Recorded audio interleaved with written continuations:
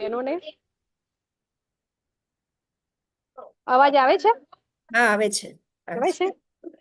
હા, આજે સંભળાય. ડીસામાં મારો પ્રોગ્રામ છે, બરોબર, ગર્ભ સંસ્કાર હાલ પત્યો એટલે આજની ઓનલાઈન અવાજ આવે છે? હા, આવે છે બરોબર. આજની ઓનલાઈન માતાની પાઠશાળામાં જોડાયેલ સર્વે બહેનોને મારા હૃદયથી નમસ્કાર. અખિલ વિશ્વ ગાયત્રી પરિવાર દ્વારા ચાલતું આવો ઘડી સંસ્કારવાન પેઢી મિશનમાં આજની 336મી શૃંખલા મહેસાણા ઉપજણના વક્તા ડોક્ટર અંશુલબેન, જે પાટણમાં પોતાનું ક્લિનિક છે, અથર્વ આયુર્વેદિક ક્લિનિક અને પંચકર્મ સેન્ટર, એ આજે આપી રહ્યા છે. એ પોતે પ્રેગ્નેન્ટ છે અને એમને ઈચ્છા થઈ છે કે મારે બેન સેવા આપવી છે. તો આવા કહેવાય છે સેવાભાવી વક્તાઓ પણ આજે આપણને ગર્ભ સંસ્કારના માધ્યમથી અમને મળ્યા છે. તો આ ઉદાર, સેવાભાવી, હોશિયાર, જેને પોતાને પાટણમાં સિવિલ હોસ્પિટલ છે એમાં પણ સેવા આપી દીધેલી છે. તો આવા અંશુલબેનને વિનંતી કરીશ કે તેઓ ગર્ભ સંસ્કારમાં આયુર્વેદિકનું મહત્વ અને આયુર્વેદિક દ્રષ્ટિએ ગર્ભ સંસ્કારમાં શું શું ધ્યાન રાખવું એ વિશેનું આપણને માર્ગદર્શન આપશે. ડોક્ટર અંશુલબેન, આપનું માઇક અનમ્યુટ કરો. આપનું સ્વાગત છે માતાની પાઠશાળામાં. ડોક્ટર અંશુલબેન. અમને આનંદ આવશે ભેગા થઈ ત્યારે. 15 વર્ષથી દરેક સંસ્કાર કરાવે છે અહીંયા 15 વર્ષથી કેટલા સંસ્કારો નામે તો આવવાનું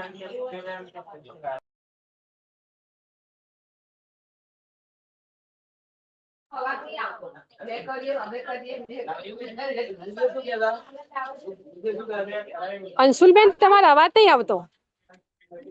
એમનો અવાજ આવે છે, બટ એમનું વિડીયો ઓન નથી. હા, વિડીયો હા ઓન કરો. તમે વિડીયો ચાલુ કરો તો અવાજ.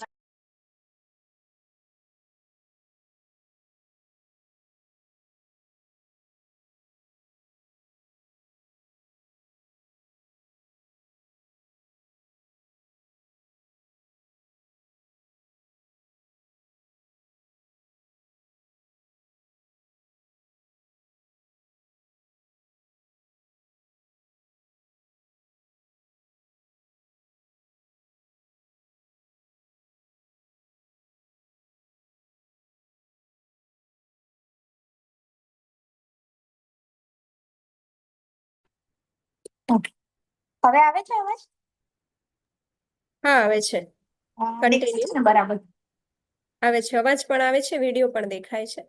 Okay, thank you so much. આભાર તમારો ખૂબ ખૂબ.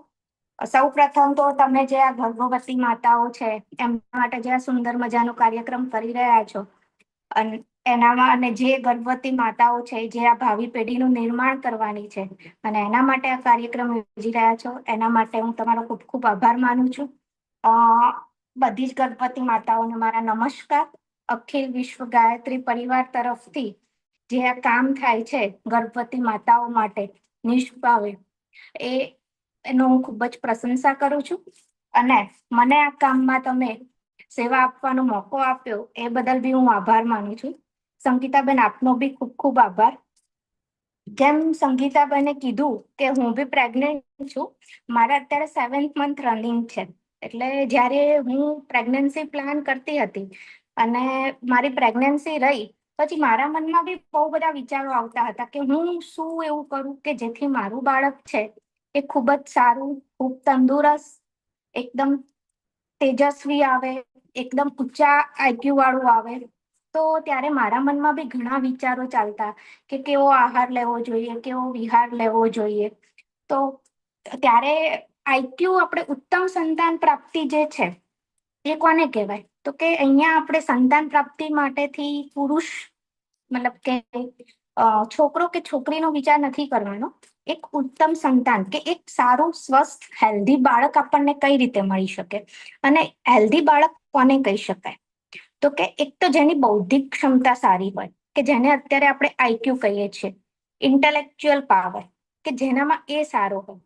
તો એવો તો શું આપણે આહાર વિહાર માતા કરે ગર્ભાવસ્થા દરમિયાન કે ગર્ભાવસ્થા પહેલા બી, કે જેનાથી બાળક છે એ ખૂબ જ સારું આવે. બીજું એક ડિપેન્ડન્ટ કરે છે એમાં ફેક્ટર ઇક્યુ, ઇમોશનલ ક્વોશન્ટ.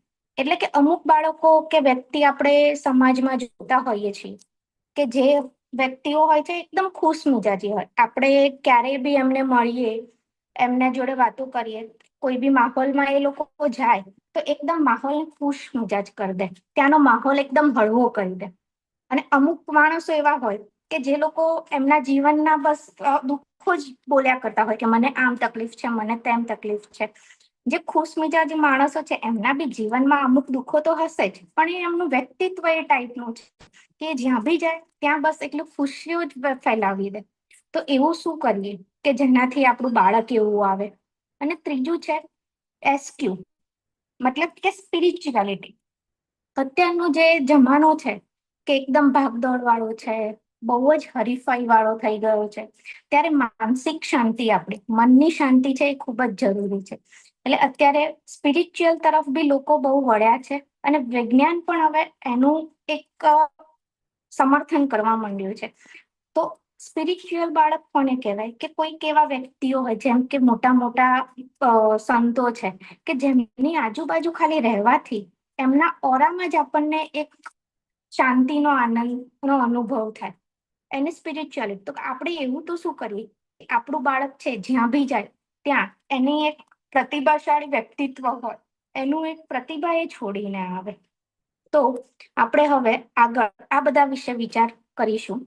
અહીં આપણે બધી જ સગર્ભા માતાઓ છે કે જે અલગ અલગ ગર્ભાવસ્થાના, મતલબ ગર્ભના અલગ અલગ અવસ્થા સ્ટેજ ઉપર હશે, તો આપણે દરેક અવસ્થા વિશે અહીંયા વાત કરીશું અને કેવી રીતે શું કરીએ તો આપણને એકદમ ઉત્તમ બાળક મળી શકે એના વિશે વિચાર કરીશું. હવે ગર્ભ સંસ્કાર એ અત્યારે બહુ જ પ્રચલિત વસ્તુ થઈ ગઈ છે. પહેલા, આજથી થોડાક ટાઈમ પહેલા ગર્ભ સંસ્કાર વિશે સમાજમાં આટલી બધી પ્રચલિતતા નહોતી કે લોકોને આટલું બધું અવેરનેસ બી નહોતું કે ગર્ભ સંસ્કાર શું છે.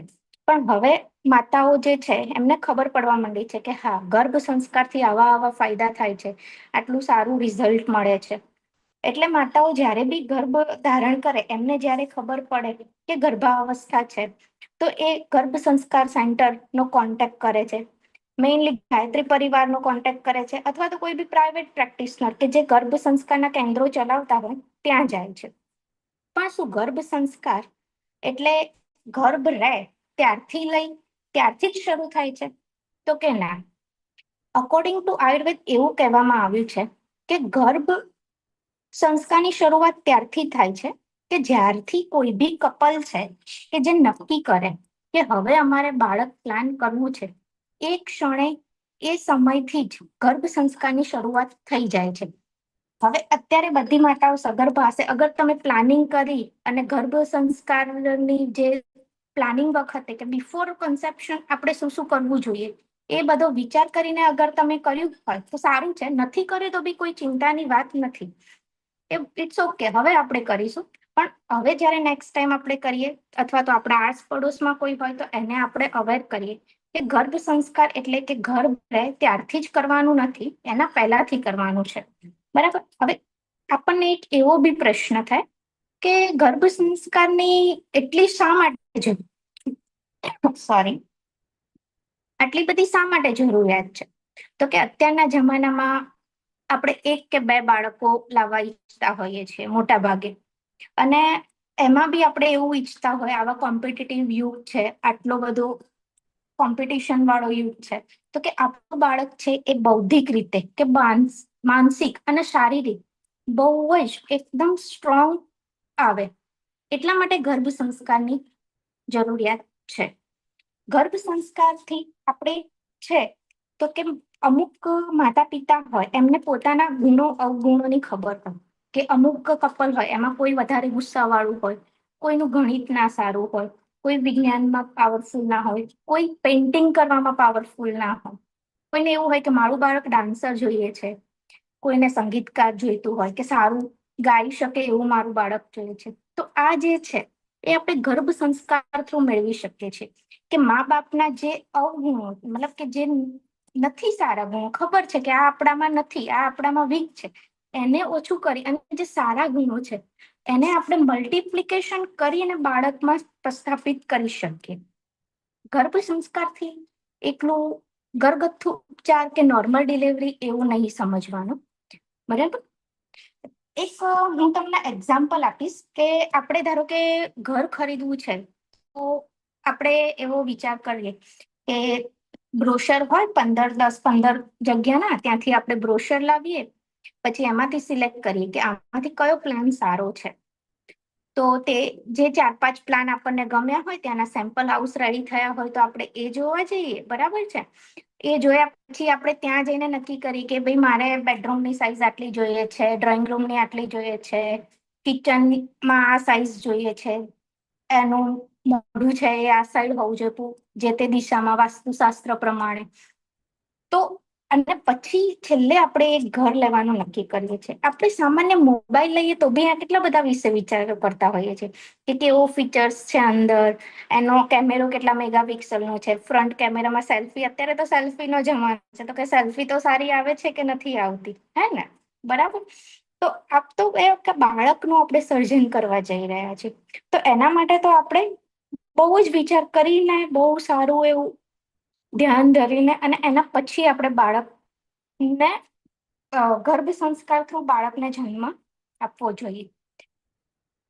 હવે ગર્ભ સંસ્કાર શું છે?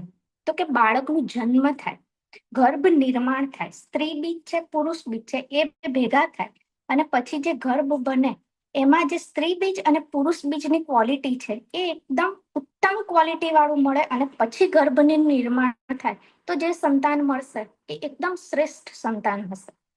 ગર્ભ સંસ્કાર શબ્દ છે એ 2 વસ્તુઓથી બનેલો છે, ગર્ભ અને સંસ્કાર. સંસ્કાર મતલબ, તો આયુર્વેદમાં એવું કીધું છે કે સંસ્કારો હિ ગુણાંતરા ધર્મ, મતલબ કે એક ગુણમાંથી બીજા ગુણમાં પરિવર્તન કરવાનું જે વસ્તુ છે એને સંસ્કાર કહેવામાં આવે છે, બરાબર? એટલે મેં આગળ જેમ કીધું એમ કે એક ગુણ છે, આપણો એક ગુણ છે કે ન ગમતા ગુણોમાંથી ગમતા ગુણોમાં, કે આપણી ઈચ્છા જે હોય એ રીતે બાળકને આપણે ઢાળવું, આપણને ખુદને ઢાળવું કે જે આવનારું બાળક છે એ ગુણો સાથેનું આવે.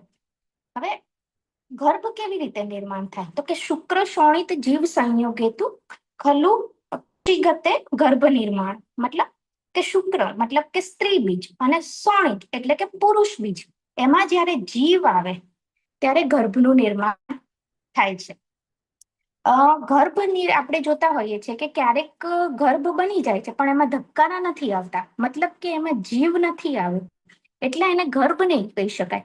તો આપણે એમ કહીએ કે મિસકેરેજ થઈ ગયો, અથવા તો એકવાર જીવ આવી ગયા પછી જીવ જતો રહે છે તો બી બાળકનો વિકાસ થતો નથી. હવે ગર્ભ ઉત્પન્ન થાય એના માટે કઈ વસ્તુઓ જવાબદાર છે?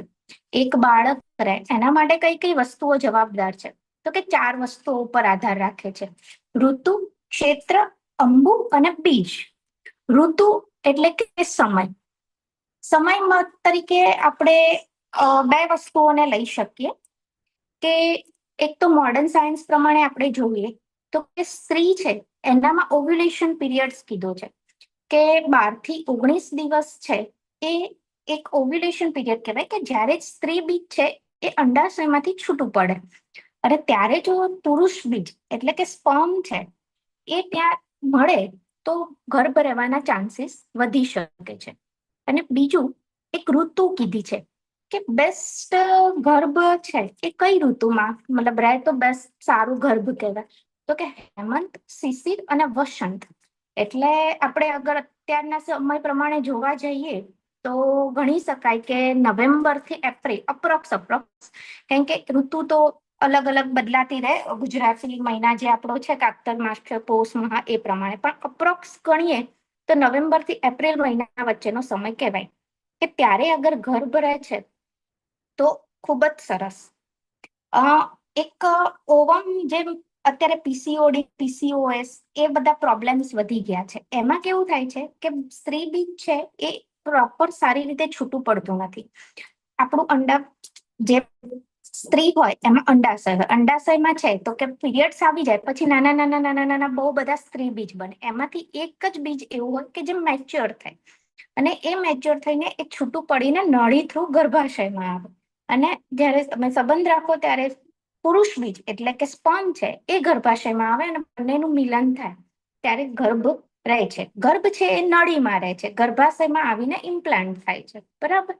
એટલે જે ઋતુ છે એ ખાસ છે કે જે પ્રેગ્નન્સી માટે પ્લાન કરી રહ્યા હોય એ લોકો માટેનો સમયગાળો છે કે 12 થી લઈને 19 દિવસમાં પ્રેગ્નન્સી રહેવાના ચાન્સીસ સૌથી વધારે હોય છે. બીજું છે ક્ષેત્ર. ક્ષેત્ર એટલે કે ગર્ભાશય.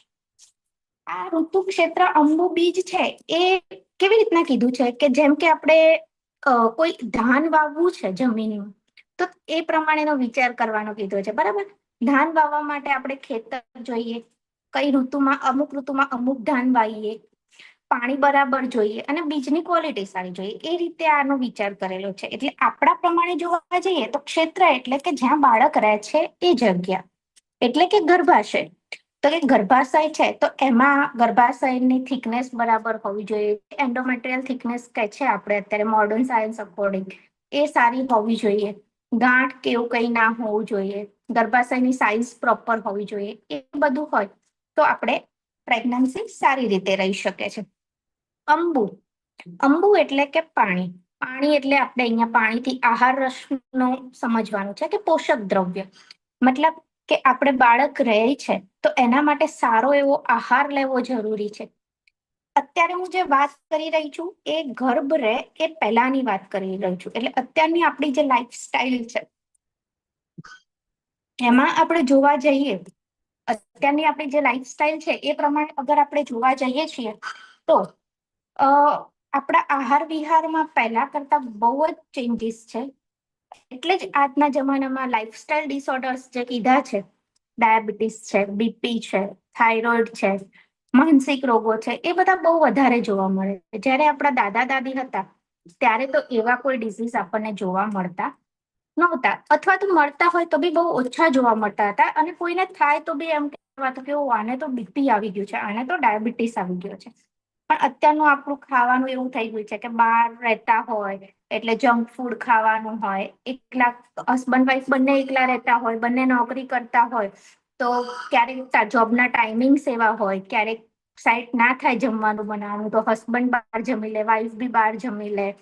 ઊંઘવાનું કઈ ઠેકાણું ના હોય આપણું. રાત્રે 12-1 વાગ્યા સુધી મોડે સુધી આપણે જાગતા રહેતા હોઈએ. રાત્રે 9-12-1 અને સવારે પછી 9-10 વાગે આપણે ઉઠીએ. બરાબર. એ બધું બી છે. એટલે આપણે અગર પ્રેગ્નન્સી પ્લાન કરીએ છીએ તો આપણી લાઈફસ્ટાઇલ જે છે એને ચેન્જ કરવાની વાત છે કે સુવાનો ટાઈમ ફિક્સ, સવારે વહેલું ઉઠવાનું, રાત્રે વહેલું સુઈ જવાનું, લંચ કરવાનો, ડિનર કરવાનો, બ્રેકફાસ્ટનો, એ બધો જ ટાઈમ એક ફિક્સ કરી દેવાનો કે આ ઇન બિટવીન ટાઈમ એક ફિક્સ કરવાનો કે એ ટાઈમમાં આપણને એટલું એ વસ્તુ થઈ જવી જોઈએ. બરાબર. બીજું કે પોષક દ્રવ્ય યુક્ત આહાર લેવાનો. એટલે કે તમે જે ડીશ લો છો, તમે જે લંચ કે ડિનર લો છો એમાં દરેક વસ્તુ હોવી જોઈએ. પ્રોટીન છે, કાર્બોદિત છે, મિનરલ્સ છે, ફાઈબર્સ છે, દરેક વસ્તુ એમાં હોવી જોઈએ. એ રીતનો બેલેન્સ, સમતોલ આહાર જેને કહેવાય એ લઈ શકાય. બિફોર પ્રેગ્નન્સી આપણે ખાવા પીવામાં જંક ફૂડ છે, મેદાવાળી, આથાવાળી આઈટમો છે, ચીઝ છે, પનીર છે, એ બધું અવોઇડ કરવાનું છે. ઘરનું બનાવેલું જે છે દાળ ભાત શાક રોટલી, બીજું છે ઘી છે, દૂધ છે, માખણ છે, ઘરનું બનાવેલું માખણ, આપણે જે ઘરે બને એ વાળું માખણ, અમૂલ વાળું નહીં. એ છે એ બધું આપણે લેવાનું છે. હવે અહીંયા ઘી દૂધની જ્યારે બી વાત કરવામાં આવે છે ત્યારે એનાથી આપણે છે એ ગાયનું ઘી, ગાયનું દૂધ એ સમજવું. કારણ કે આયુર્વેદ પ્રમાણે એવું કીધું છે કે ગાયનું દૂધ એ સર્વશ્રેષ્ઠ છે. ભેંસનું દૂધ છે પછી ના મળતું હોય આપણે લઈએ ઇટ્સ ઓકે, બટ બને ત્યાં સુધી આપણે ગાયનું દૂધ, ગાયનું ઘી એનો જ ઉપયોગ ઘરમાં રૂટીનલી બી એનો ઉપયોગ રાખવાની જરૂરિયાત છે. બીજું ચોથા નંબરનું આવે છે ઋતુક્ષેત્ર અંબુ અને બીજ. બીજ એટલે કે સ્ત્રી બીજ અને પુરુષ બીજ. ઉત્તમ ક્વોલિટીનું સ્ત્રી બીજ અને પુરુષ બીજ આપણને મળે અને એમાંથી ગર્ભની પ્રાપ્તિ થાય તો એ જે ગર્ભ આવશે એ બી એકદમ ઉત્તમ હશે, શ્રેષ્ઠ સંતાન હશે. હવે ત્રીજું એવું છે કે જ્યારે સ્ત્રી બીજ, આપણે ઋતુની વાત કરી ત્યારે કીધું કે હેમંત છે, શિશિર છે, વસંત છે, એ ઋતુમાં અગર ગર્ભ રહે તો સૌથી સારું. તો જ્યારે સ્ત્રી બીજ અને પુરુષ બીજનો સંયોગ થાય ત્યારે જ બાળકની પ્રકૃતિ નક્કી થઈ જાય છે. આયુર્વેદ પ્રમાણે વાત, પિત્ત અને કફ એમ 3 ટાઈપના દોષ કીધા છે. એ ભેગા મળી અને 7 પ્રકારની પ્રકૃતિ નક્કી કરે છે. વાત જ હોય, પિત્ત જ હોય, કફ જ હોય, વાત કફ જ હોય, વાત પિત્ત જ હોય, પિત્ત કફ જ હોય અને સમદોષ જ હોય. સમદોષ જ અત્યારે જોવા નથી મળતી, આપણને તરતમ ભાવથી જ બધી પ્રકૃતિઓ જોવા મળે છે. તો સ્ત્રી બીજ અને પુરુષ બીજનો જ્યારે સંયોગ થાય ત્યારે જ ગર્ભમાં જે પ્રકૃતિ નક્કી થઈ જાય છે. તો આપણે અમુક ટાઈપના ડિસઓર્ડર છે કે જેમ કે અમુક પિત્ત પ્રકૃતિ વાળા માણસો હોય તો એમને એસિડિટી છે, વાળ જલ્દી ગ્રે કે વ્હાઈટ થઈ જવાના ચાન્સીસ છે, એ બધું વધારે રહે. વાત જ પ્રકૃતિ વાળા હોય તો એ લોકો નેચરથી જ, સ્વભાવથી જ ટીચરના સાંધાના દુખાવાના એ બધી તકલીફો વધારે રહેતી હોય છે.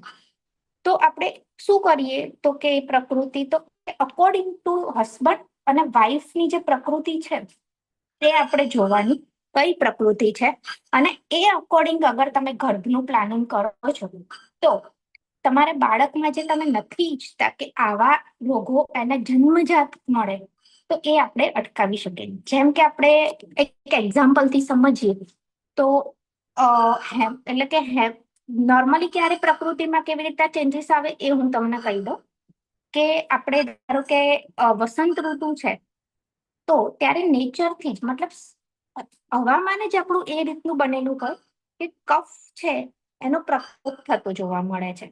શરદ ઋતુ એટલે હવે આવશે જે, એમાં નેચરથી જ પિત્તનો પ્રકોપ જોવા મળે છે. એટલે જ મોટા ભાગે આપણે જે શ્રાદ્ધ છે, દૂધ પાક ખાવાની પ્રથા એટલે જ પડેલી છે કે દૂધ અને એમાં જે સાકર નાખવામાં આવે એનાથી પિત્તનું શમન થાય, બરાબર. અને વર્ષા ઋતુ છે એમાં નેચરથી જ વાયુનો પ્રકોપ જોવા મળે છે. તો આપણે સમજીએ કે કોઈ એક મતલબ વ્યક્તિ છે, હસબન્ડ છે, એની પ્રકૃતિ પિત્ત છે અને વાઇફની પ્રકૃતિ વાત પિત્ત જ છે. તો આપણે વાત પિત્ત જ છે તો આપણે અગર એમ કપલની પ્રેગ્નન્સી વસંત ઋતુમાં રહે તો બેસ્ટ બાળક, મતલબ કે એને જે પિત્ત અને વાતના થી થવાના જે રોગો છે એ એને ઓછા રહેશે, બરાબર. એનો જે પ્રાદુર્ભાવ છે એ ઘટી જશે, એ થવાના ચાન્સીસ બહુ જ ઘટી જશે. નેચરથી જ બાળકમાં વાત અને પિત્તનો પ્રકોપ પ્રકૃતિમાં નહીં જોવા મળે. એટલે પછી જ્યારે બહારનો દોષ પ્રકોપ થાય અને જોવા મળે એ વસ્તુ અલગ છે. હવે બીજ માટે, ઉત્તમ બીજ મેળવવા માટે આપણે શું કરી શકીએ તો કે આહાર વિહારનું ધ્યાન રાખી શકીએ. એના સાથે સાથે આપણે પંચકર્મ કરાવી શકીએ, જે આયુર્વેદમાં કીધેલું છે. અત્યારે બહુ પ્રચલિત બી છે પંચકર્મ, પણ અમુક જે ડિટોક્સિફિકેશન ઓફ ધ બોડી જે છે કે અમુક ટાઈપની પડીકી છે, તમે અત્યારે લો, ઝાડા થઈ જાય, બીજા દિવસથી તમે સારા, બોડી ડિટોક્સ કરી દીધું. એનિમાની વચ્ચે ચલણ બહુ હતું કે ઘરે જ જાતે જ એનિમા લેતા હતા વોટરનું, એ વસ્તુ ખોટી છે. પંચકર્મ છે એ જે તે વૈદ્યની નિગરાનીમાં પ્રોપર ઔષધિ સાથે અને પ્રોપર એના જે ક્રમ છે એ ફોલો કરીને કરવામાં આવે એને પંચકર્મ કીધું છે. પંચકર્મ એટલે ખાલી બસ્તી કે ઝાડા નથી, એના શરીર શુદ્ધિ, એ કોન્સેપ્ટ એકદમ ખોટો છે. પંચકર્મથી આપણે 5 કર્મો સમજવાના છે.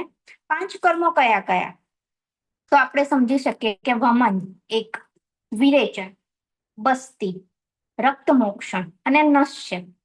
એમાં વમન છે એમાં દવાઓ આપીને ઉલટી કરાવવામાં આવે છે. કે કઈ દવા આપવી એ જે તે માણસની, અગર હેલ્ધી પર્સન છે એકદમ, જેને કોઈ શરીરમાં રોગ નથી, તો એની પ્રકૃતિ જોઈને જે તે વૈદ્ય નક્કી કરશે. અને કેટલી દવા આપવી, કેટલી માત્રામાં દવા આપવી એ બી જે તેની પ્રકૃતિ જોઈ, જે તેનો કોષ્ટ જોઈને નક્કી થાય. એવી જ રીતે વિરેચન, કે દવા આપી અને ઝાડા કરાવવામાં આવે. બસ્તી, જેમાં એક પોઝિશન હોય લેફ્ટ લેટરલ, એમાં અમુક ટાઈપના કે તમારી પ્રકૃતિ અકોર્ડિંગ કયા કયા દ્રવ્યો નાખવા, કઈ કઈ મેડિકેશન્સ નાખવી, અને એને પછી તમારે એનસ થ્રુ એનીમાં જે આપવામાં આવે એને બસ્તી કહેવાય. રક્ત મોક્ષણ એટલે કે એક અત્યારે છે જલોકા ઉચ્ચારણ, બધાને ખબર હશે કે જીવડું મૂકી અને લોહી કાઢે છે. એના સિવાય બી બીજા છે, પ્રચ્છન્ન કર્મ છે. એ બધા અલગ અલગ ટાઈપના છે કે તમારા શરીરમાંથી અશુદ્ધ લોહી નીકાળવામાં આવે. અને નશ્ય એટલે કે મેડિકેશન વાળું ઓઇલ કે ઘી હોય એ તમારા નાકમાં નાખવામાં આવે અમુક માત્રામાં. એ માત્રા જે તે સમયે જે તે પ્રકૃતિ જોઈ અને પછી નક્કી કરવામાં આવે. હવે જ્યાં વમન વિરેચન છે એની પહેલા સ્નેહપાન કહેવાય. સ્નેહન અને સ્વેદન એટલે કે અમુક ટાઈપનું ઘી કે ઓઇલ છે તમને ચડતા ક્રમમાં પીવડાવવામાં આવે, પછી તમારે માલિશ કરવામાં આવે, પછી વમન કે વિરેચન જે તે વૈદ્ય જે તે માણસની પ્રકૃતિ છે, જે તે માણસ અને ડિઝીઝ, અગર ડિઝીઝ કન્ડિશન છે તો ડિઝીઝ જોઈને નક્કી થાય, અને હેલ્ધી પર્સન છે તો એની પ્રકૃતિ જોઈને આપણે નક્કી થાય છે કે કઈ રીતે એને કયા માત્રામાં અને કયું દ્રવ્ય આપવું. બરાબર. આ પંચકર્મ કરાવવાથી શું ફાયદા થાય? તો એવું પંચકર્મ છે એ જીનેટિક લેવલ ઉપર, એટલે કે જે જીન છે અને જે ક્રોમોઝોમ છે એના ઉપર અસર કરે છે. પંચકર્મ છે એ જે તે વ્યક્તિના જીન અને ક્રોમોઝોમ ઉપર ઇફેક્ટ આપે છે. એટલે એ રીતે પછી જે એના પછીની સાયકલમાં જે બી સ્ત્રી બીજ અને પુરુષ બીજ બનશે, સ્પર્મ અને ઓવમ બનશે, એ એકદમ બેસ્ટ ક્વોલિટીના હશે. એટલે એ રીતે આપણે પંચકર્મ કરાવીને બીજ શુદ્ધિ કરાવી શકીએ. એટલે અમુક ટાઈમે આપણે જોઈએ છે કે હેરિડિટરી ડિસઓર્ડર્સ જોવા મળતા હોય છે, તો એ આપણે મહદ અંશે પંચકર્મ દ્વારા અગર પ્લાન કરીને પ્રેગ્નન્સી રાખો તો એને અટકાવી શકાય છે. આહાર વિહાર વિશે આપણે આગળ જે વાત કરીએ એ જ રીતે આ આહાર વિહાર બીજ શુદ્ધિ એ બધું થઈ ગયા પછી સૌથી ખાસ મહત્વની વસ્તુ છે મનોશુદ્ધિ. એટલે કે ઇમોશનલ કોશન, કે માણસની પ્રકૃતિ, માનસિક પ્રકૃતિ છે એમાં 3 પ્રકારના ગુણો જોવા મળે છે. સાત્વિક માણસ હોય, રાજસિક માણસ હોય, સાત્વિક ગુણ સત્વગુણી માણસ હોય, તમોગુણી હોય અને રજોગુણી. સત્વગુણી માણસો છે એ અત્યારે બહુ ઓછા જોવા મળે છે. જે આપણે સાધુ સંતો કહી શકીએ કે સત્વગુણી છે, એમને કોઈ 10 શબ્દો બોલી જાય તો એમને ફરક ના પડે. એ તો એમનું જે અવસ્થા હોય એમની એમાં જ મગ્ન હોય. રજોગુણી એટલે કે ઈર્ષા, લોભ છે, દ્વેષ છે, એ બધા ભાવો એમનામાં વધારે જોવા મળે. અને તમોગુણી એટલે કે રાક્ષસો જે પહેલાના જમાનામાં કહેવાતા હતા એ રીતે. બરાબર. અત્યારે આપણે જોઈશું નાની નાની વાતમાં ઇરિટેશન થઈ જવું, નાની નાની વાતમાં ગુસ્સો આવી જવો, કોઈની વાત ના સાંભળવી, એમનું ધાર્યું ના થાય તો એમને તરત જ લાગી આવે. અત્યારના જમાનામાં આપણે જોઈશું તો તમોગુણી માણસો વધી ગયા હોય એવું લાગે આપણને. આપણી આસપાસ બી જોઈશું, નજર કરીશું તો બી કેટલા કિસ્સાઓ બને છે. હમણાંનો જ કિસ્સો છે, આઈ થિંક સો 1-2 મહિના પહેલાનો જ કિસ્સો છે અમદાવાદનો જ, કે એક 8મા ધોરણમાં ભણતા બાળકે 10મા ધોરણમાં ભણતા વિદ્યાર્થીની હત્યા કરી દીધી. 8th સ્ટાન્ડર્ડમાં, એટલે આપણે ગણીએ તો 14-15 વર્ષનું બાળક હતું. 14-15 વર્ષના બાળકને શું ખબર પડે? તો બોલો, આટલા તમસ વધી ગયું છે. નાની વાતમાં ઝઘડો થાય, નાની એવી અમથી વાતમાં ઝઘડો થાય અને છારું છુરી ચાકુ મારી દે એકબીજાને. એટલે આપણે આપણા બાળકમાં આવા ગુણો ના આવે એનાથી ખાસ ચેતવાનું છે. તો એના માટે આપણે શું કરી શકીએ? તો આપણામાં ચેન્જીસ લાવવા પડશે. આપણે એના માટે આપણે છે તો કે ઈર્ષા છે, જે ષડ રીપુ કીધા છે આયુર્વેદ પ્રમાણે, લોભ, શોક, કામ, ક્રોધ, મદ, માત્સર્ય, કે લોભ ઓછો કરી ગિડીનેસ ઓછી કરી દેવાની, શોક કોઈ બી વસ્તુનો નહીં કરવાનો, કામ, ક્રોધ, ગુસ્સો નહીં કરવાનો. આપણને નાની નાની વાતમાં ગુસ્સો ના આવવો જોઈએ. ઘરમાં કોઈ જોડે અણબનાવ બને છે તો આપણે ગુસ્સો નહીં કરવાનો. હશે, ઓકે, ઠીક છે, એવી રીતના કરીને આપણે અવોઇડ કરતા રહેવાનું એ વસ્તુને. અવોઇડ એટલે કે પછી એકવાર હશે, ઠીક છે, કઈને બી અગર મનમાં તમારે એ જ વસ્તુ ફર્યા કરે છે તો એને તમે એપ્લાય કર્યું ના કહેવાય. એ જે તે ઇન્સિડન્સ છે એની આપણા મગજ ઉપર કઈ ઇફેક્ટ ના પડવી જોઈએ. એ રીતે આપણે એને જતું કરી દેવાનું કે ભાઈ જાણે ઓકે ચલો ઠીક છે. એ રીતે મદ એટલે કે અભિમાન અને માત્સર્ય એટલે કે ઈર્ષ્યા. બરાબર. તો આપણે કેવી રીતના, તો કે આ બધા ષડરીપુથી જ્યારથી આપણે વિચારીએ છીએ કે આપણે બાળક લાવવું છે ત્યારે માતાએ અને જે બાળકના ફાધર છે કે જે મતલબ હસબન્ડ વાઈફ બંને આ બધી જ વસ્તુઓને ફોલો કરવાનું છે. કેમ કે આપણે સ્ત્રી બીજની સાથે સાથે પુરુષ બીજની ક્વોલિટી પણ બેસ્ટ જોઈએ છે. તો અમુક ભાવો જે છે એ પપ્પા તરફથી મતલબ કે ફાધર તરફથી જ મળશે. તો એટલા માટે છે કે પ્રેગ્નન્સી પહેલા અગર કપલ ગર્ભ સંસ્કાર કરે છે તો બહુ જ સારું સંતાન જન્મે છે. એટલે આ બંનેની ક્વોલિટી આપણને સારી મળશે તો જે સંતાનની પ્રાપ્તિ થશે એ આપણને એકદમ ઉત્તમ સંતાન પ્રાપ્તિ થશે. હવે આ બધું થઈ ગયા પછી આપણે જે 16 સંસ્કાર કીધા છે એમાંથી 3 સંસ્કાર આપણે બાળક જન્મે એ પહેલા થઈ જાય છે. એમાંના 2 સંસ્કાર છે જે આપણે ગર્ભાવસ્થા દરમિયાન થાય છે અને જીવનનો પહેલો સંસ્કાર છે ગર્ભાધાન સંસ્કાર, જે બિફોર કન્સેપ્શન થાય છે. કે અથવા તો at the time of conception આપણે કહી શકીએ કે આપણે જ્યારે બી આ બધું પંચકર્મ કરાવી દીધું, બધું કરાવી દીધું, પછી જ્યારે બી પ્રોપર ઋતુ આવે છે એટલે કે આપણે જે કીધું કે સમય છે, ઓવ્યુલેશન સમય છે, ત્યારે આપણે ખાસ આ બધા જ ભાવોથી, આ બધા જ વસ્તુઓથી દૂર રહેવાનું છે. બંને હસબન્ડ વાઈફ બંને જે છે એ જોબ કરતા હોય, અત્યારે જોબનો બી સ્ટ્રેસ બહુ વધી ગયો છે, તો એ કશું જ આપણે અત્યારે મગજ ઉપર નથી લેવાનું. બરાબર. અને આપણે ભગવાનને પ્રાર્થના કરવાની છે કે હે ભગવાન, તું અમારા મુખે એક ઉત્તમ આત્માને મોકલજે કે જેનો મારા મુખેથી ઉત્તમ આત્માનો હું જન્મ કરી શકું. એના માટેનો શ્લોક બી કીધો છે અહરસી આયુરસી ટાઈપ. તો એ હું આહ્વાન કરીને અથવા તો પ્રાર્થના કરીને કે હે ભગવાન, જે તે કુળદેવીમાં માનતા હોય, હે વિષ્ણુ ભગવાન, કે હું હવે બાળક માટે ઈચ્છા ધરાવું છું તો હું એક સર્વશ્રેષ્ઠ આત્માને જન્મ આપું, એ માટે તમે મને આશીર્વાદ આપો. એવું કહેવાય છે કે બાળક છે એ માતા પિતા ચૂઝ કરે છે, માતા પિતા બાળકને ચૂઝ નથી કરતા. એટલે કે તમે જે ટાઈપનું, જે રીતનું બાળક ઈચ્છતા હશો એ રીતનો આત્મા તમારામાં આવશે. આત્મા છે નશ્વર છે.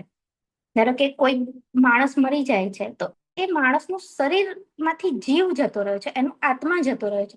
એટલે એ શરીરમાં કામ કરતું બંધ થઈ ગયું છે, પણ એ આત્મા બીજે ક્યાંક જન્મ લે છે. બરાબર. એટલે એ રીતે આપણે ઉત્તમ આત્માનું આહ્વાન કરવાનું છે. એના પછી એક વિઝ્યુલાઇઝેશન ચાર્ટ, કે આપણે કેવું કેવું બાળક જોઈએ છે એ બનાવવાનું છે. કે મારા બાળકમાં છે તો કે કયા કયા ગુણો હોવા જોઈએ. કે શાંત સ્વભાવ હોવો જોઈએ, દયાળુ હોવો જોઈએ, વર્ણ કેવો હોવો જોઈએ, એનું રૂપ કેવું હોવું જોઈએ, કે ફેસ છે તો કેવો હોવો જોઈએ, ગોળ હોવો જોઈએ, લંબગોળ હોવો જોઈએ. એ રીતે જે બી આંખો છે તો કે આના જેવી હોવી જોઈએ, નાક છે તો આના જેવું હોવું જોઈએ.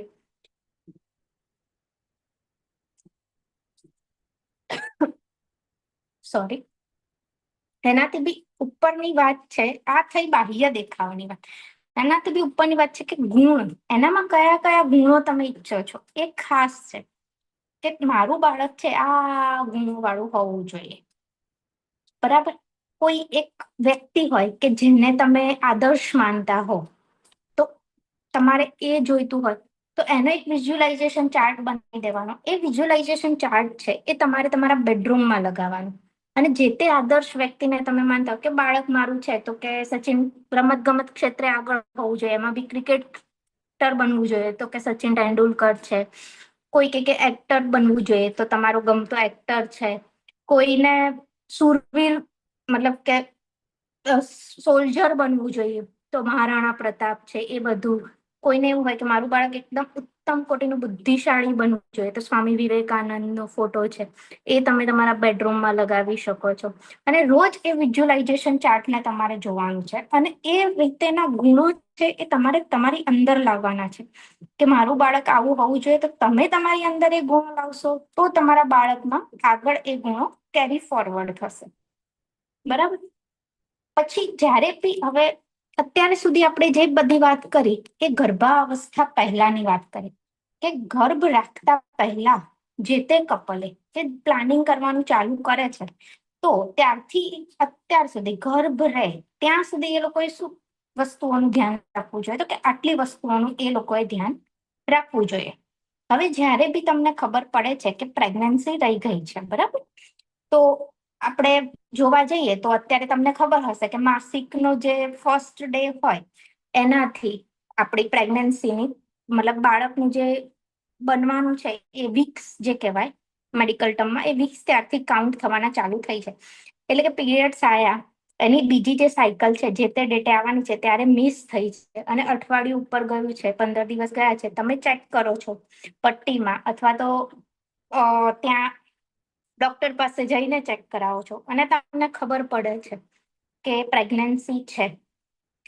પછી બધું એ ફર્સ્ટ મહિનો જે છે એમાં જે મેં વિઝ્યુઅલાઇઝેશન ચાર્ટ કીધું એ બધું તમારે ફોલો કરવાનું છે, કેમ કે ત્યારે તો તમને ખબર જ નહીં હોય કે પ્રેગ્નન્સી છે એવું ખબર તમને સેકન્ડ મહિનો કે ગર્ભાવસ્થાનો જે સેકન્ડ મહિનો હશે ત્યારથી તમને ખબર પડશે. બરાબર.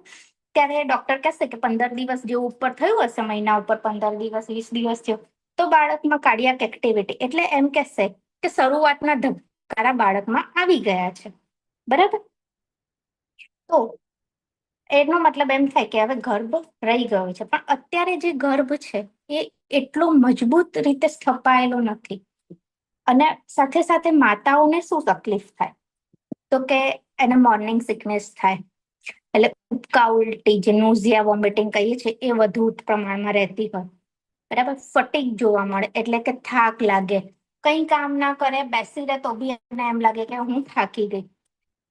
હોર્મોનલ ઇમ્બેલેન્સ એટલું બધું હોય કે ચીડચીડિયાપણું એનામાં વધુ જોવા મળે, કે નાની નાની વાતમાં ગુસ્સો આવી જાય, નાની નાની વાતમાં રડવું આવી જાય.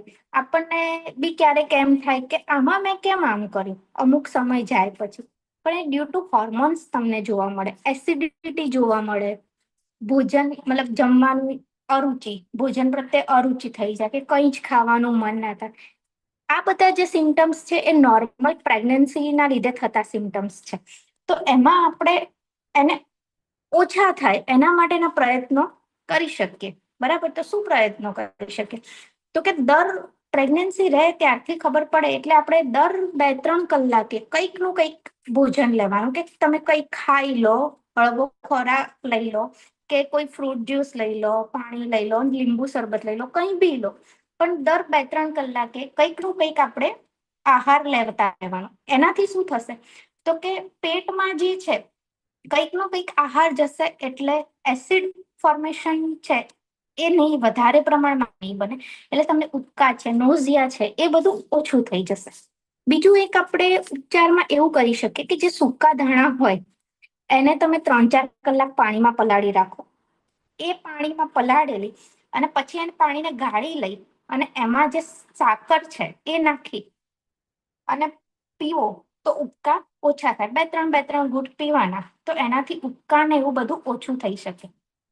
અહીં સાકર એટલે આપણે જે અત્યારે બજારમાં જે પ્રોસેસ સાકર મળે છે કે ખાંડ મળે છે એની વાત નથી. ખડા સાકર જે અનઇવન શેપની કરિયાણાની દુકાને મળી જાય, ખડા સાકર જે છે એની વાત છે. અહીં જ્યારે બી આપણે સાકરનો ઉલ્લેખ કરીએ એટલે ત્યારે આપણે ખડા સાકરને સમજવાનું.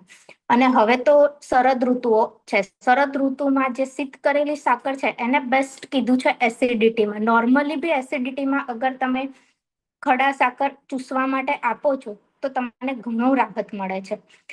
જે આપણે શરદ પૂનમના જે દૂધ પૌવા આવે છે ત્યારે આપણે દૂધ પૌવાને જે ચંદ્રમાની ચાંદનીમાં મૂકીએ છીએ ઠંડક માટે, એ વખતે તમે ખડા સાકર લાવી અને એને બી ચંદ્રમાની શીતળ ચાંદનીની નીચે મૂકવાના અને પછી એને સ્ટોર કરી દેવાના અને જ્યારે જ્યારે જરૂર હોય ત્યારે એ સાકરનો ઉપયોગ કરવાનો. બરાબર. હવે તમે આહારમાં વિશેષતઃ આગળ જે કીધું આપણે એ કોમન આહાર વિહાર હતા, બરાબર? વિશેષ કરીને શું તમે લઈ શકો આહારમાં? તો કે અશ્વગંધા અને શતાવરી વાળું દૂધ લઈ શકો. બીજું કે જો તમારું વજન, વેઇટ જોવાનું કે વેઇટ અગર ઓકે છે, બહુ વજન નથી વધી રહ્યું, ઓબેસિટીના ક્રાઇટેરિયામાં તમે નથી આવતા, ક્યાં અમુક હોય, અમુક લેડીઝ હોય, મતલબ માતાઓ હોય કે જેમનું વજન થોડુંક વધારે હોય, તો એ લોકોએ, હું હવે જે કહું છું એ નથી કરવાનું. પણ જો વજન ઓકે હોય, બહુ વધતું ના હોય, તો તમે એક ચમચી શતાવરી ઘૃત એને ગાયના દૂધ સાથે લઈ શકો છો, બરાબર? દૂધ પૌવા છે, વેજીટેબલ સૂપ છે, એ બધું લઈ શકાય છે. પછી આપણે શું નહીં કરવાનું, તો કે મેંદાની બનાવટો છે, બહારનું જે જમવાનું છે, જંક ફૂડ જે કીધું છે, એ બધું જે કોમન છે એ તો નથી જ લેવાનું. એના સાથે સાથે રીંગણ છે, મૂળા છે, ગાજર છે, એનો ઉપયોગ ટાળવાનો છે. બાકી ચીઝ છે, ઈંડા છે, એ બધું, ઈંડા તો આપણે લેતા ના હોઈએ, ચીઝ છે એ બધું ટાળવાનું છે. વિહાર, હવે વિહાર એટલે કે એક્ટિવિટી, કામ શું કરવાનું? તો કે આપણે જોતા હોઈએ છીએ કે શરૂઆતના મહિનાઓમાં મિસકેરેજ થવાના, પહેલા 3 મહિનાઓમાં મિસકેરેજ થવાના ચાન્સીસ બહુ વધી જતા હોય છે, એટલે કે ગર્ભપાત જેને આપણે કહીએ. તો એના માટે શું કરવાનું કે ઉબળક પગે એ થવાના ચાન્સીસ એટલે વધુ હોય કે હજી બાળકનું જસ્ટ ઇમ્પ્લાન્ટ થયું છે ગર્ભાશયમાં, બાળક બીજ રોપાણું છે, કુમળો છોડ છે, અગર એમાં વધારે ખોદકામ એવું બધું, આપણે ધારો કે કુમળો છોડ એમાં વધારે ખોદકામ ને એ બધું કરીએ તો એ છોડ તરત નાશ પામી જાય. એટલે લાંબુ ઘટાદાર વૃક્ષ થઈ ગયું છે અને એની પાછળ તમે નાનું મોટું ખોદકામ કરો તો એમાં કઈ બહુ તકલીફ ના થાય. એવી રીતે કે હજી બાળક જસ્ટ ઇમ્પ્લાન્ટ થયું છે, તો એટલે આપણે છે બહુ ભારે વજન વાળી વસ્તુઓ છે, પછી ઉબળક પગે બેસવાનું છે, એ બધું નથી કરવાનું. સામાન્ય આપણી જે રૂટીન ડેઇલી એક્ટિવિટી છે કે પોતાનું કામ છે, ઊભા ઊભા અમુક થોડુંક એવું કામ છે, એ બધું કરવાનું છે. પણ વજન વાળી વસ્તુઓ, ઉબળક પગે બેસવાનું, વધુ લાંબી મુસાફરી ટાળવાની, બરાબર? પછી ભગવાનનું નામ લેવાનું છે. હવે જ્યારથી તમારે નક્કી છે કે પહેલા તો આપણે મનોશુદ્ધિ વખતે બી વાત કરી જ છે કે ભાઈ ભગવાન, મતલબ કે જે તે ઈષ્ટદેવનું નામ લેવું, આ તે એ બધું તમે કરો. પણ હવે જ્યારથી પ્રેગ્નન્સીનું આપણને ખબર પડે છે ત્યારથી આપણે કોઈ બી મંત્ર છે, ગાયત્રી મંત્ર છે, વિષ્ણુ સહસ્ત્ર નામ છે, મૃત્યુંજય છે, કે તમને જે બી મંત્ર હોય કે આ ભગવાનમાં માનતા હોય તો એક ભગવાનનું નામ લેવાનું છે. બીજું કે પ્રાકૃતિક સૌંદર્ય, એટલે કે ગાર્ડન ડેવલપ કરેલા હોય તો ત્યાં હરવું ફરવું, કે જેનાથી તમને એક ફ્રેશ એટમોસ્ફિયર મળે. અત્યારે આપણે પાટણ જેવા સિટીમાં તો આપણને મળી રહે છે, પણ જયારે મેગા સિટીમાં રહેતા હોય એટલે બધું જ પોલ્યુશન થી ભરપૂર હોય, આજુબાજુ ચારે બાજુ વાહનોના જ અવાજ હોય. તો જે એ મતલબ જે તે મ્યુનિસિપાલિટી કોર્પોરેશને હવે તો ગાર્ડન્સ બધા બહુ સરસ ડેવલપ કરતા હોય છે, તો ત્યાં આંટો મારવા જવું, સામા બેસવું, ત્યાં સમય ગાળવો. આગળ કીધું કે આપણે જે રીતના બાળકમાં ગુણો ઈચ્છતા હોઈએ, અગર આપણે પ્રેગ્નન્સી રહી ગઈ છે, પહેલાથી પ્લાન નથી થયું અને રહી ગઈ છે, તો આપણે જે રીતના બાળકો વિઝ્યુઅલાઇઝેશન, જે ચાર્ટ કીધો, એ બધું આપણે જેવી ખબર પડે પ્રેગ્નન્સી રહી ગઈ છે ત્યાંથી જ આપણે ચાલુ કરી દેવાનું છે. એવા ગુણો આપણી જાતની અંદર લાવવાના ટ્રાય કરવાના. મનને શાંત મળે, શાંતિ મળે એવું સંગીત સાંભળવાનું. અત્યારના જે હિપહોપ મ્યુઝિક છે એવા નહીં, એકદમ શાંત મ્યુઝિક જે હોય કે આપણને ગમતા હોય એ સાંભળવાના. બીજું શું ન કરવું જોઈએ, તો કે એક તો આપણે ભારે વજન ને બધી વાત કરી, વજન નથી ઉચકવાનું, ઉબળક પગે બેસવાનું નથી, ખાડા ખૈયા વાળા જગ્યા ઉપર નથી જવાનું, પછી વધારે વાહનની મુસાફરી થતી હોય તો એ ટાળવાની છે. બીજું, અત્યારના મોડર્ન જમાના પ્રમાણે આ બધી જ છોકરીઓ છે, માતાઓ છે, એ જીન્સ છે, હીલ્સ છે, એવું વધારે પહેરતી હોય તો એ ટાઈટ સ્કીની જીન્સ છે એ પહેરવાનું ટાળવાનું છે, કે જે આપણો પેઢુનો ભાગ કહીએ છીએ ત્યાં કે નીચે ટાઈટ જીન્સ ના હોવા જોઈએ, જેથી ત્યાં પ્રોપર બ્લડ સર્ક્યુલેશન થઈ શકે. હીલ્સ બી નહીં પહેરવાનું. હીલ્સ પહેરો એટલે એનાથી શું થાય છે કે તમારું બોડી પોસ્ચર આખું બદલાઈ જાય. આમ ફ્લેટ જે હોવું જોઈએ એનું આમ થઈ જાય, એટલે તમારું સેન્ટર ઓફ ગ્રેવિટી છે જે કરોડરજ્જુ છે એમાં પ્રેશર આવવાના ચાન્સીસ વધી શકે. બીજું કે વેગ નહીં રોકવાના, જે નેચર્સ કોલ કીધા છે એને ક્યારેય રોકવા નહીં. અને નાની નાની વાતમાં કોઈ કઈ કહી જાય, નાની અમથી વાત હોય અને એમાં આપણે ખોટું લગાડીએ, એવું નહીં કરવાનું. આ બીજા મહિનામાં ખાસ એક સંસ્કાર આવે છે જે છે પુંસવન સંસ્કાર. પુંસવન એટલે અમુક લોકો એવો મિસકોન્સેપ્ટ રાખે છે કે પુંસવન એટલે કે મેલ ચાઇલ્ડ કે પુરુષ બાળક માટે કરવામાં આવે છે, પણ એવું નથી. અહીંથી પુંસવન સંસ્કાર છે એ આપણે ઉત્તમ સંતાન પ્રાપ્તિ માટે કે સારું સંતાન મળે એના માટે જે સંસ્કાર કરવામાં આવે એમાં પુંસવન સંસ્કાર કહેવામાં આવે છે.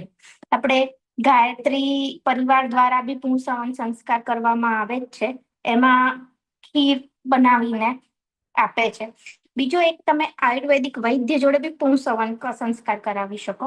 એમાં છે તો કે વટના અંકુર છે, જે આયુર્વેદિક શાસ્ત્રમાં જે રીતે કીધેલું છે એમાં તો કે વટા અંકુર છે એને ગાયના ઘીમાં ઉકાળી અને એનું નાકમાં ટીપા નાખવામાં આવે. એનાથી શું થાય તો કે ત્યારે તમારે નાક શાહી શીર્ષો દ્વારા, મતલબ નાક છે એ જ શિરસનું સ્થાન છે, માથાનું સ્થાન છે. એટલે તમે નાકમાં જે બી ઔષધિઓ નાખો છો એ સીધા તમારા હાઇપોથેલેમસ પિટ્યુટરી ગ્રંથિ છે એના ઉપર ઇફેક્ટ કરે છે. અને જે હોર્મોન લેવલ છે એ બધા જ પિટ્યુટરી ગ્રંથિ થ્રુ બધા હોર્મોનનું નિયંત્રણ થતું હોય છે. એને માસ્ટર ગ્રંથિ કહેવામાં આવી છે. એટલે પુંસવન સંસ્કાર એના માટે કે તમારું બધું જ હોર્મોનલ બેલેન્સ રહે અને બાળક જે આવે એ એકદમ શ્રેષ્ઠ સંતાન ઉત્પન્ન થાય. બીજું થર્ડ મંથમાં આયુર્વેદમાં એવું કીધું છે કે બધા જ અંગ પ્રત્યંગ છે. બીજા મહિને આપણને એક લોચા જેવું પિંડ જેવું બાળક દેખાય, એમાં ધબુક ધબુક ધબુક ધબુક, કદાચ તમે સોનોગ્રાફી જોઈ હોય તો એમાં તમે જોયું હશે કે એક આવું આમ નાનું આમથું કઈ તમને ખબર ના પડે શું હાથ ક્યાં પગ ક્યાં મોઢું ક્યાં આમ નાનું એવું લોચું જેવું લાગતું હોય ને એમાં ધબુક ધબુક ધબુક થતું હોય, બરાબર. ત્રીજા મહિનામાં છે એમાં બધા અંગ પ્રત્યંગ એટલે કે હાથ છે, પગ છે, મોઢું છે એ બધું બનવાનું ચાલુ થઈ જાય. ત્રીજા મહિને મોટા ભાગની જે માતાઓ સગર્ભા બહેનો છે એમનો થર્ડ મંથ અગર કમ્પ્લીટ થઈ ગયો હશે તો એમને એક સ્કેન કરાવવાનો કીધો હશે, એન્ટી સ્કેન, નક્ચ્યુરલ ટ્રાન્સ્યુલન્સી સ્કેન. એમાં તમને બતાવ્યું હશે કદાચ ત્યાં જે તે રેડિયોલોજીસ્ટ પાસે તમે સ્કેન કરાવ્યો હશે તો એમને બતાવ્યું હશે કે દેખો આ બાળકનું માથું છે, આ પેટ છે, આ હાથ છે, આ પગ છે, બરાબર. ત્યારે બધા શરીરના અવયવો બનવાનું ચાલુ થઈ જાય. એન્ટી સ્કેન છે એમાં ખોડખાં પણ જોવામાં આવે છે. અર્લી ડાઉન સિન્ડ્રોમ છે એ ડાઉન સિન્ડ્રોમ માટે ખાસ એક ડબલ માર્કર ટેસ્ટ કરીને લોહીનો બી ટેસ્ટ આવે છે. ડબલ માર્કર છે, ટ્રિપલ માર્કર છે, NIPT છે, એ બધું ટેસ્ટ છે એ જે તે ડોક્ટર જે તે માતાની એજ છે એના એન્ટી સ્કેનમાં શું આવે છે. અગર એન્ટી સ્કેન એટલે કે આપણે જે ગરદનની માથાથી પાછળ કરોડરજ્જુ છે એમાં જે આ ગરદનનો ભાગ છે ત્યાં કરોડરજ્જુમાં જે જગ્યા હોય એ જોવામાં આવે. એ જગ્યા એક ફિક્સ ડાયામીટર છે એનો કે એટલા રેન્જની વચ્ચે હોવી જોઈએ.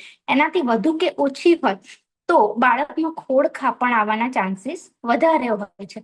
તો પછી ડોક્ટર એ જોઈને નક્કી કરે કે તમારે લોહીનો રિપોર્ટ ખોડખાંપણનો કરાવવો છે કે નહીં, બરાબર.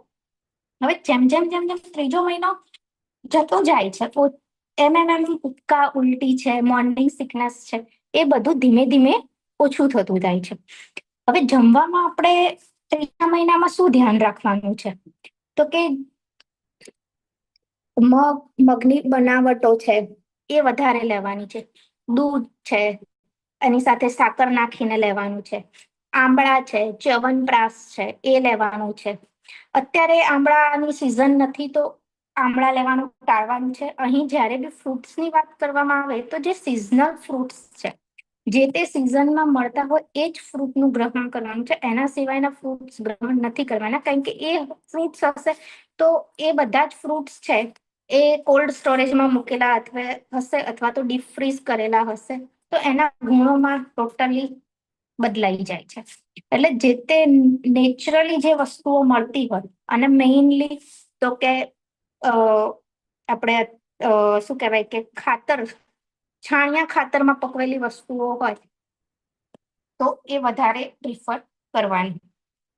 બીજું, 1 ગ્લાસ ગાયનું દૂધ, એમાં 1 ચમચી મધ અને 2 ચમચી ગાયનું ઘી નાખીને પીવાનું છે. બરાબર. હવે અત્યારે આ વિહારમાં એક ખાસ ધ્યાન રાખવાનું. વિહાર મતલબ કે શું, તમારે શું કરવું, એમાં એક વસ્તુ ખાસ ધ્યાન રાખવાની છે હવે, કે અંગ પ્રત્યંગ બધા બની ગયા છે. એટલે આપણે આંખો બંધ કરીને જે તે વસ્તુને અડવાનું છે. કે ઠંડા વસ્તુને અડ્યા, ગરમ વસ્તુને અડ્યા. આપણે ખુલ્લી આંખે અડીએ અને આંખો બંધ કરીને અડીએ તો એમાં આપણી સ્પર્શેન્દ્રિય એક્ટિવેટ થાય. આંખો બંધ કરીએ એટલે આપણે સ્પર્શવું, જેમ કે અંધારા રૂમમાં, આપણે કોઈ અંધારા રૂમમાં જતા હોય તો આપણે આમાં હાથ અડાડીએ તો આપણને ખબર પડે કે બોર્ડ, કોઈ આકાર જોઈને કે આ કબાટ આવ્યું છે, અહીંયા સ્વિચ બોર્ડ છે, આમ છે.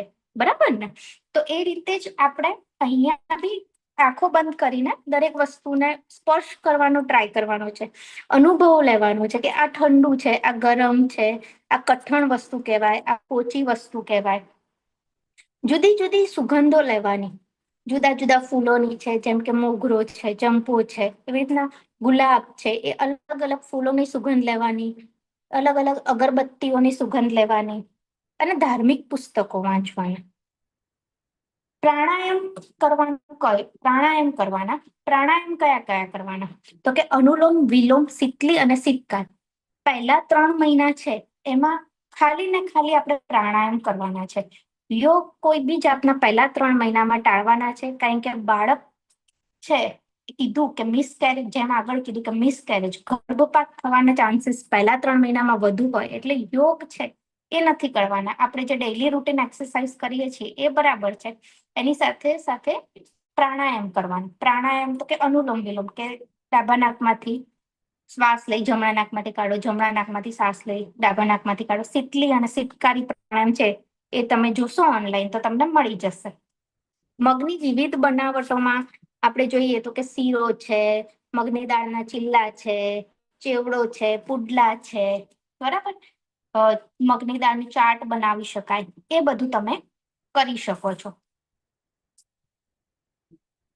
બીજું એક કે કોમનલી કરવાની વસ્તુઓ કે જે પહેલા 3 મહિનામાં કોમન, આ આપણે અલગ અલગ રીતે વાત કરી. અને કોમનલી શું કરવાનું છે?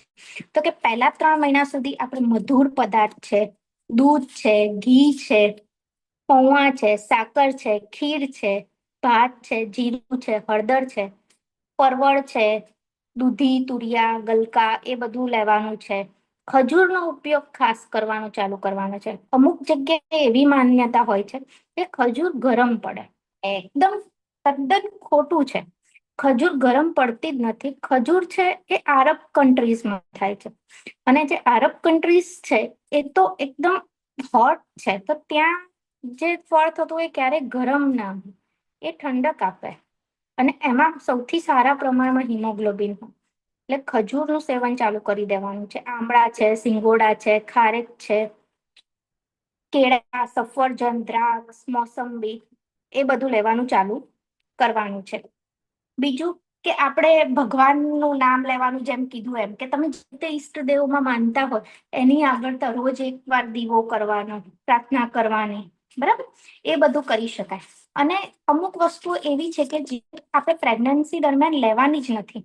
તો એ કઈ કઈ વસ્તુઓ છે? તો કે ગાજર છે, શક્કરિયા છે, સુરણ, કંદ, લસણ, ડુંગળી.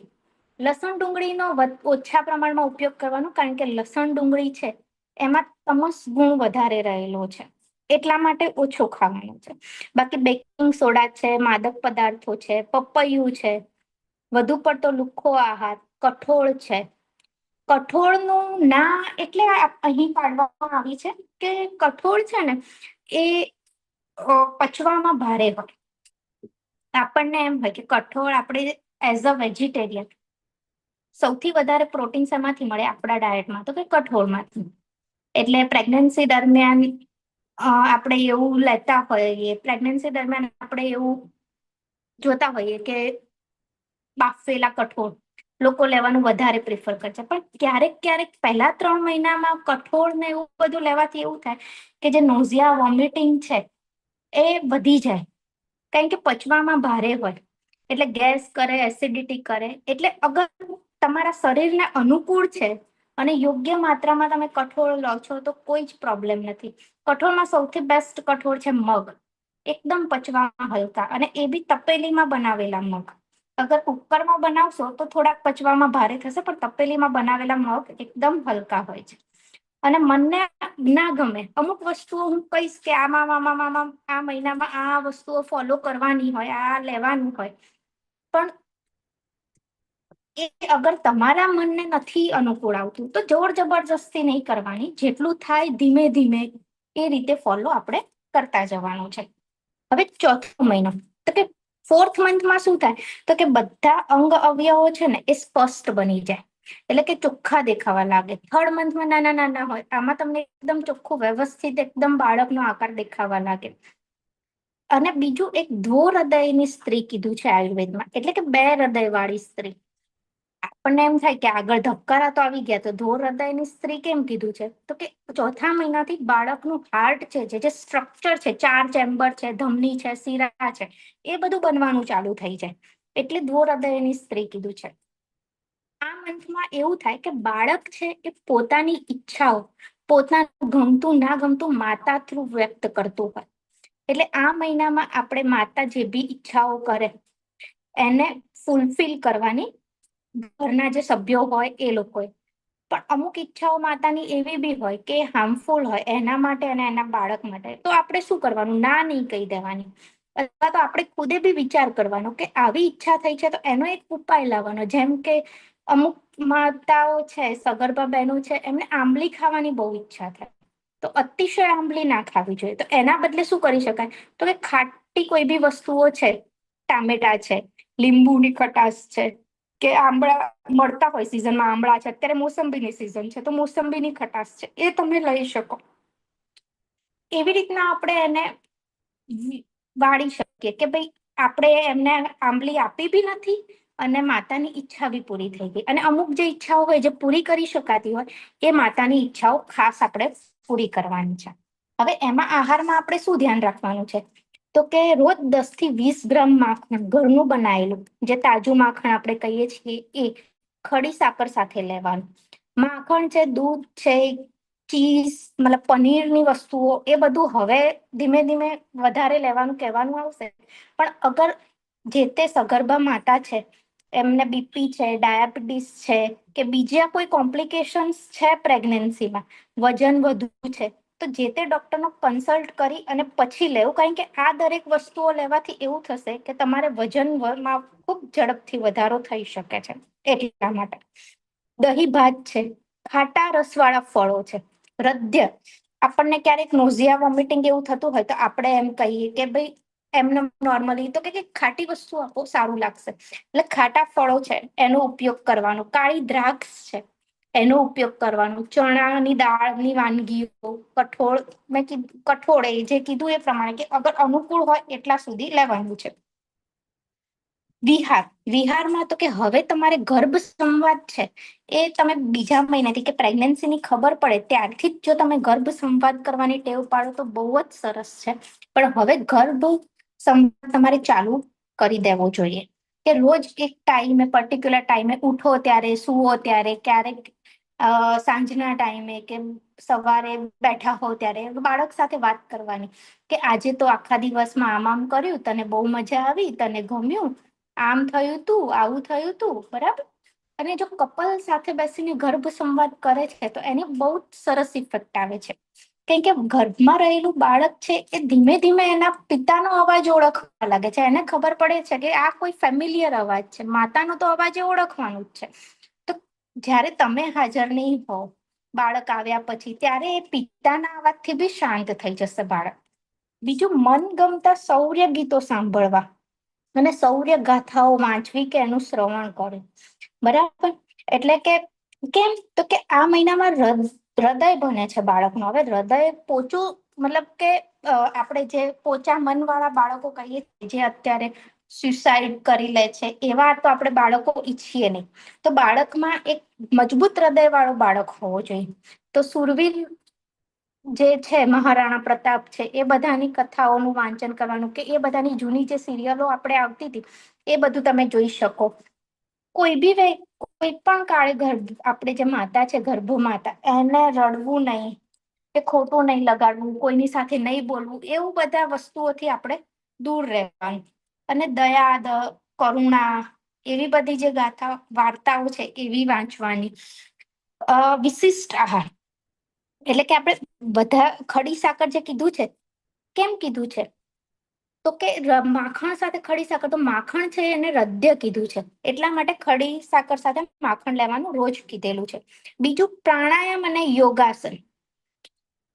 તો પ્રાણાયામમાં અનુલોમ વિલોમ કરો, ઓમકારનું ઉચ્ચારણ કરો, પછી જે માઇન્યુટ એક્સરસાઇઝ, જે સ્મોલ જોઈન્ટ્સ, હાથની, પગની, કમરની, ગરદનની, એ જે એક્સરસાઇઝો છે એ તમે ચાલુ કરી શકો છો હવે ધીમે ધીમે.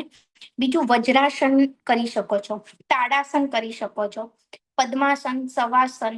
અહીં તાડાસન છે, વજ્રાસન છે, એ બધું આપણે જે એક્સટેન્ડ સુધી તાડાસનમાં એક્સટેન્ડ થતા હોઈએ છીએ નોર્મલી હેલ્ધી ઇન્ડિવિજ્યુઅલ, એટલું બધું એક્સટેન્શન નથી કરવાનું, જેટલું થઈ શકે એટલા જ પ્રમાણમાં યોગ કરવાના છે.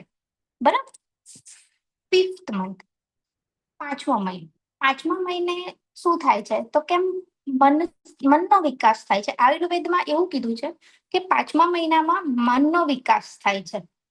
અને આ મહિનાથી તમને ખબર હશે તો કે તમને થોડીક નાની એમથી બેબી મુવમેન્ટ, ફ્લટરિંગ ટાઈપ બી ફીલ થશે, અને એ ફિલિંગ બહુ સરસ છે.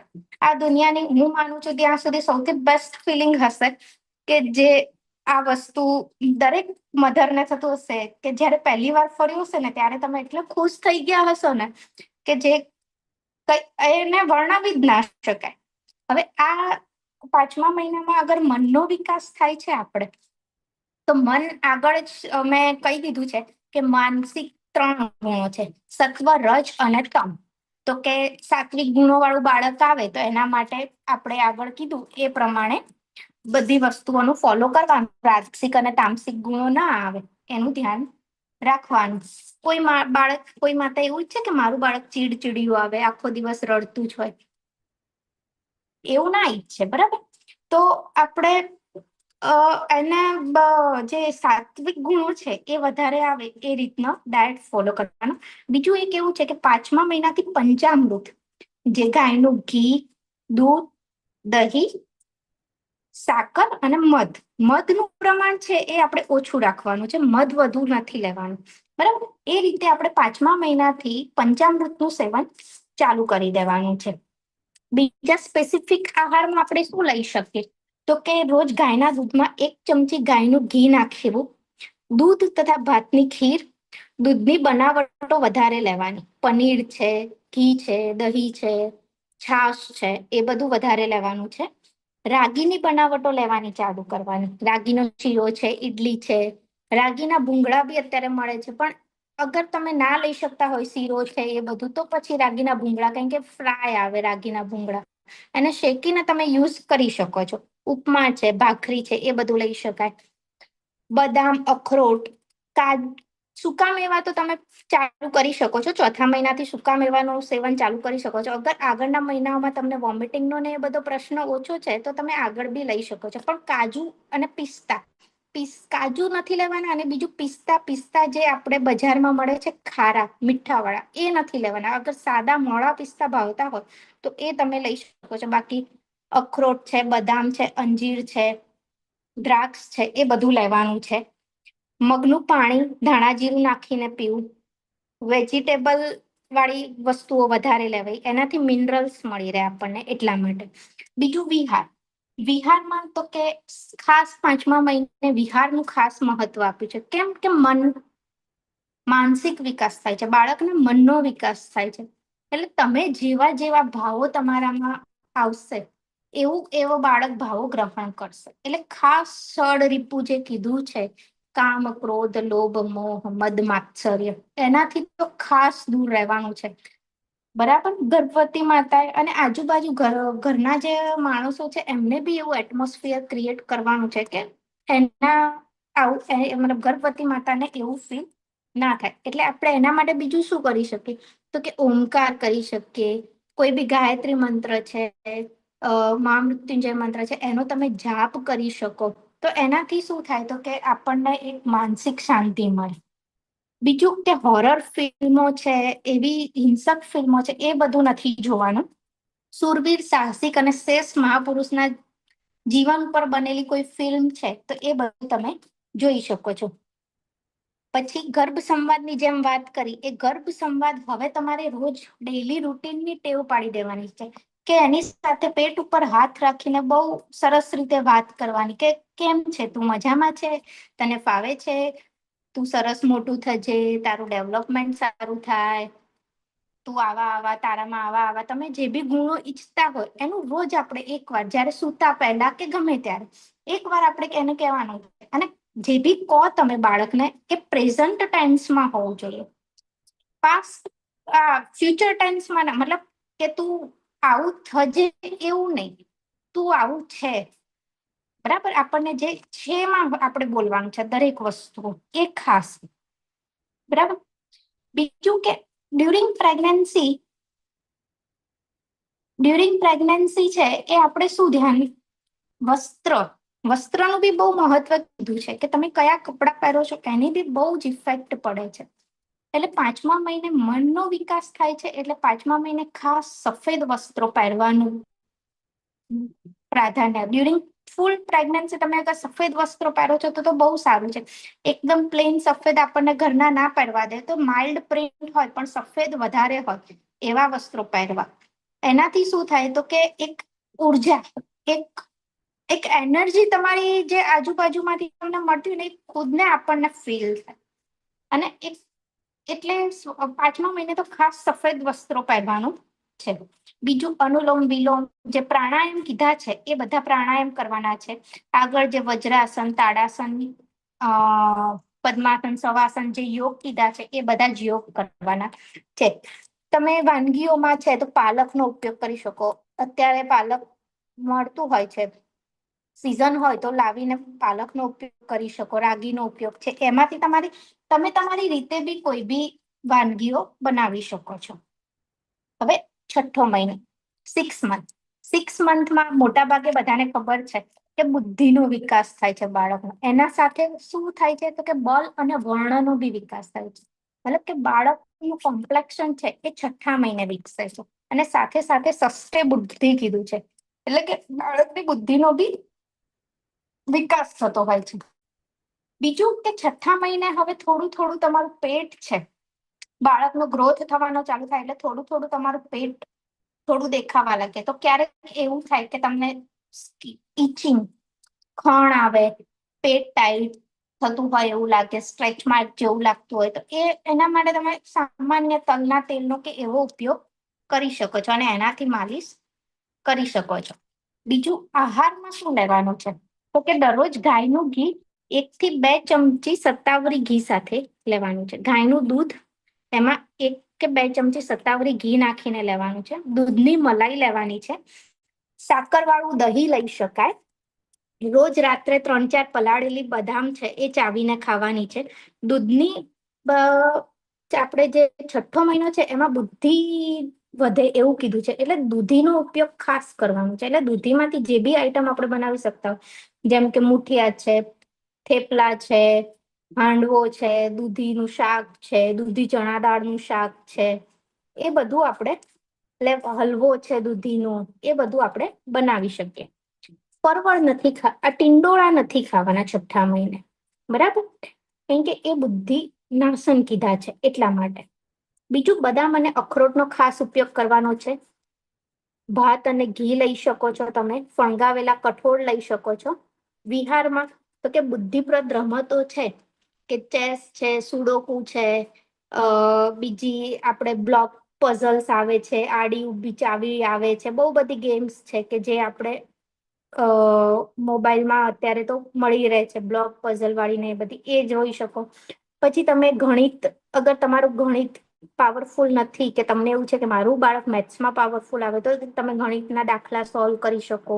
પછી સફારી જેવા જે મેગેઝિન્સ આવે છે એ વાંચી શકો, નવી નવી વૈજ્ઞાનિક શોધો કઈ થઈ છે એ બધું જાણી શકો. બરાબર. છઠ્ઠા મહિને છે એમાં અનુલોમ વિલોમ સાથે ભ્રામરી પ્રાણાયામ કરવાનું છે. બાકી ઓમકાર, ગાયત્રી મંત્ર જાપ એ બધું તો ચાલુ જ રાખવાનું છે. અને યોગમાં બી આ પદ્માસન, શવાસન, તાડાસન, વૃક્ષાસન તમે એડ કરી શકો છો અગર થઈ શકે તો. બાકી યોગ છે એ જાતે ઘરે વધારે પડતા ટ્રાય નહીં કરવાના. યોગ શિક્ષક હોય એના નિરીક્ષણમાં જ કરવા વિતાવહ છે. બાકી સામાન્ય યોગ જે છે, શવાસન છે, માઇન્ડ બટરફ્લાય છે એ લાસ્ટ મંથમાં કરવાનું આવે. એવા અમુક જે યોગ છે એ તમે કરી શકો છો. બરાબર. 7મો મહિનો. હવે 7મા મહિને શું થાય છે તો કે 7મા મહિના સુધીમાં જે બધા અંગ અવયવો બનતા હતા એ બધા જ હવે પ્રોપર ફોર્મેશન એનું થઈ જાય છે. બાળકનું આખું પ્રોપર ફોર્મેશન થઈ જાય છે. એટલે 7મા મહિના પછી તમારે પેટનો ભાગ બહુ વધારે પડતો વધી શકે, મતલબ પેટ વધારે પ્રોમિનન્ટ તમારું દેખાય. એટલે એના લીધે કમરમાં દુખાવો છે, સ્નાયુઓનો પાંસળીઓનો દુખાવો છે, પગમાં સોજો છે, એ બધું કળતર છે એ બધું વધારે થાય. એટલા માટે તમારે 7મા મહિનાથી છે આપણે અગર સલાડ છે કે કોઈ બી વસ્તુ ઉપરથી નમક લેવાની ટેવ હોય તો એને તમે ટાળવાની છે. બરાબર. અથાણા, પાપડ છે એ બધું ટાળવાનું છે, કે જે ખારી બહુ વધારે વસ્તુઓ છે. કેમ તો કે ડાયાબિટીસ છે, બીપી છે. બીપી ને એ બધું છે એ 7મા મહિના પછી આવવાના ચાન્સીસ વધતા હોય છે. એટલે શાકમાં ને રોટલીમાં, દાળમાં તમે નાખેલું જે ચડેલું નમક છે એ ઇટ્સ ઓકે, એનો વાંધો નથી. પણ ઉપરથી કાચું જે નમક લેવાની ટેવ છે એ આપણે અવોઇડ કરવાની છે. હવે 7મા મહિનાથી છે એ બાળકને ખબર, એ પ્રોપરલી રેકોગ્નાઇઝ કરશે કે આ મારી મમ્મીનો અવાજ છે. એટલે આપણે ગર્ભ સંવાદ ગર્ભ સંવાદ છે એ તો કરવાનું જ છે. એની સાથે સાથે એક એવી ટેવ પાડવાની છે કે દિવસનો કોઈ એક ટાઈમ ફિક્સ કરવાનો, કે સાંજે હું 5 વાગે કે 4 વાગે, 5 થી 4 ની વચ્ચે ગમે ત્યારે કોઈ એક મંત્ર છે કે ભજન છે કે કઈ બી એવું ભગવાનનું ગીત છે એને સિલેક્ટ કરી અને રોજ એ ટાઈમે એ જ સોંગ જોડે માઇક છે એ પેટ ઉપર રહે એ રીતે રાખી અને આપણે સાંભળવાનું છે. બરાબર. એનાથી શું થશે તો કે બાળક છે એ જ્યારે જન્મશે અને પછી રડતું હશે અને એના પછી તમે અગર એ ગીત કે મંત્ર છે કે ભજન છે ચાલુ કરશો તો બાળક તરત શાંત થઈ જશે. હમણાં જ થોડાક દિવસ પહેલા આ જ ગ્રુપમાં એક નાના બાળકનો વિડીયો આવ્યો હતો કે જે રડતું હતું અને ગાયત્રી મંત્ર એના વગાડ્યો તો બાળક એકદમ શાંત થઈ ગયું. એ એકચ્યુઅલ ફેક્ટ છે. પણ આ તમારે ટેવ ગર્ભમાંથી પાડશો તો બાળકને ઇફેક્ટ કરશે. એટલે 7મા મહિનાથી ખાસ એક આપણે આ ટેવ પાડવાની ચાલુ કરી દેવાની છે. બીજું એમાં આપણે આહાર વિહારમાં શું લઈ શકીએ તો કે ગાયના દૂધમાં ઘી નાખીને લેવાનું છે. યષ્ટિમધુ ઘી, દૂધની મલાઈ, ખીર, રોજ એક અંજીર ખાવાનું ચાલુ કરવાનું છે. પલાળેલી બદામ છે, ગુલકંદ છે કે ગુલાબનું શરબત છે. પણ ગુલાબનું શરબત પીવો તો એસેન્સ વાળા હોય, એ એસેન્સ વાળી વસ્તુઓ તો અવોઇડ જ કરવાની છે. દૂધમાં તમે કેસર નાખીને પી શકો, એક કાપ તાતણા જેટલું, વધુ નહીં. ઘી, સાકર એ બધું લઈ શકો. બીજું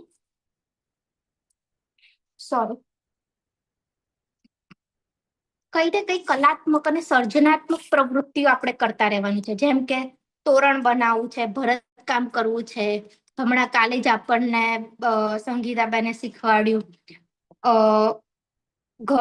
એ રીતની એક્ટિવિટી તમે કરી શકો છો. બાળકના કપડા બનાવવાનું છે.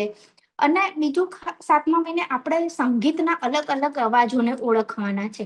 કે આ હાર્મોનિયમનો અવાજ છે, આ ઢોલનો અવાજ છે, આ ખંજરીનો અવાજ છે, આ સારંગીનો અવાજ છે, આ વાંસળીનો અવાજ છે. એવા અલગ અલગ જે સંગીતના અવાજો છે એને ઓળખવાની આપણે ટેવ પાડવાની છે. ધર્મ અને વિજ્ઞાનનું ચર્ચા વિચારણા કરવાની. અને ગમે તેવી પરિસ્થિતિ હોય એમાં આપણે ઓલવેઝ હસતા રહેવાનું. આપણે એમ વિચારવાનું કે આપણા માટે નહીં પણ બાળક માટે, બરાબર. બાકી 7મા મહિને તમે કટી ચક્રાસન એક પ્રાણાયામ એડ કરી શકો છો, પણ અગર એ બી જે છે એ યોગની શિક્ષકની નિરીક્ષણમાં કરો તો વધુ સારું છે, કેમ કે પ્રેગ્નન્સીમાં જાતે જ આવા ટાઈપના યોગાસન કરવા સારા નહીં. એટલે આપણે સાદા પ્રાણાયામ કરવાના ઘરે અગર કરીએ છીએ તો, અને સામાન્ય નોર્મલ એક્સરસાઇઝ કરવાની. બીજું 7મા મહિને આવે છે આપણા જીવનનો ત્રીજો સંસ્કાર, સીમંતોનયન સંસ્કાર. મોટા ભાગે બધા જ લોકોને ખબર હશે સીમંતોનયન સંસ્કાર શું છે. આપણે સાદી ભાષામાં કહીએ તો કે સીમંત સંસ્કાર છે. એ સીમંત સંસ્કાર કેમ કરવામાં આવે છે? તો કે બાળક અને ગર્ભવતી માતાને જે બી આપણા સગાવાલા છે, જે બી આપણા કુટુંબીજનો છે, એ બધા જ એને આશીર્વાદ આપે. એટલા માટે સીમંતોનયન સંસ્કાર કરવાનો આવે છે. ઘર બહુ બુદ્ધિશાળી આવે, એના માનસિક શાંતિ વધારે, સારા સંસ્કારોનું રોપણ થાય, એટલા માટે જે સંસ્કાર કરવામાં આવે એને સીમંતોનયન સંસ્કાર કહેવામાં આવે છે. 8 મંથમાં આયુર્વેદમાં એવું કીધું છે, 8 મંથમાં આયુર્વેદમાં એવું કીધું છે કે ઓજ અસ્થિર થાય છે. એટલે કે આયુર્વેદમાં પહેલાના જમાનામાં એવું હતું કે જો 8મા મહિનામાં બાળક જન્મે ને તો એ બાળકને બચવાની શક્યતાઓ બહુ ઓછી રહે છે, એવું કહેતું. અત્યારે હવે આધુનિક સાયન્સ છે એ બહુ વિકસી ગયું છે, બહુ બધા ઇક્વિપમેન્ટ્સ આવી ગયા છે, બહુ બધી ફેસિલિટીઝ આવી ગઈ છે, મેડિકલ ક્ષેત્રે બહુ આગળ વધી ગયું છે, એટલે આપણને એટલો વાંધો નથી આવતો. પણ હજી બી ધારો કે 8મા મહિનામાં બાળક જન્મે તો એને પેટીમાં, આપણે સાદી ભાષામાં કહીએ છીએ કે બાળકને પેટીમાં રાખવાની જરૂર છે. ડોક્ટર કહેશે જ કે એને અત્યારે પ્રીમેચ્યોર છે, જન્મ સમય કરતા પહેલા આવી ગયું છે, તો એને પેટીમાં રાખવું પડશે. એ પેટી શું છે? એ ઓજનું કામ કરે છે. વાઇટલ્સ જે છે એ બાળકને આપે છે. વાઇટલ જે જરૂર છે, જે જાતે વાતાવરણમાંથી લઈ નથી શકતું. એટલે અત્યારે મેડિકલ સાયન્સ વધુ આગળ વધી ગયું છે, એટલે આપણે વાંધો નથી આવતો. પણ પહેલા એવું ઓજ અસ્થિર થતો. ઓજ છે એવું કહેવાતું કે ક્યારેક માતામાંથી ગર્ભમાં અને ગર્ભમાંથી માતામાં ફરતો રહેતો. એટલે જ્યારે ગર્ભમાં હોય તો માતા છે, માતામાં ઓજ ના હોય, એટલે માતા છે ચીડચીડી થઈ જાય, ઉદાસ હોય, એવું મૂડ સ્વિંગ્સ જેને આપણે કહી શકીએ, ઉદાસ હોય એ રીતે માતા જોવા મળતી હતી, બરાબર. અને જો માતામાં ઓજ હોય અને બાળકમાં ના હોય અને ડિલિવરી થાય તો બાળકનું મૃત્યુ થાય. ઓજ બાળકમાં હોય ને માતામાં ના હોય તો ત્યારે માતાનું મૃત્યુ થતું, એવું કહેવાય છે.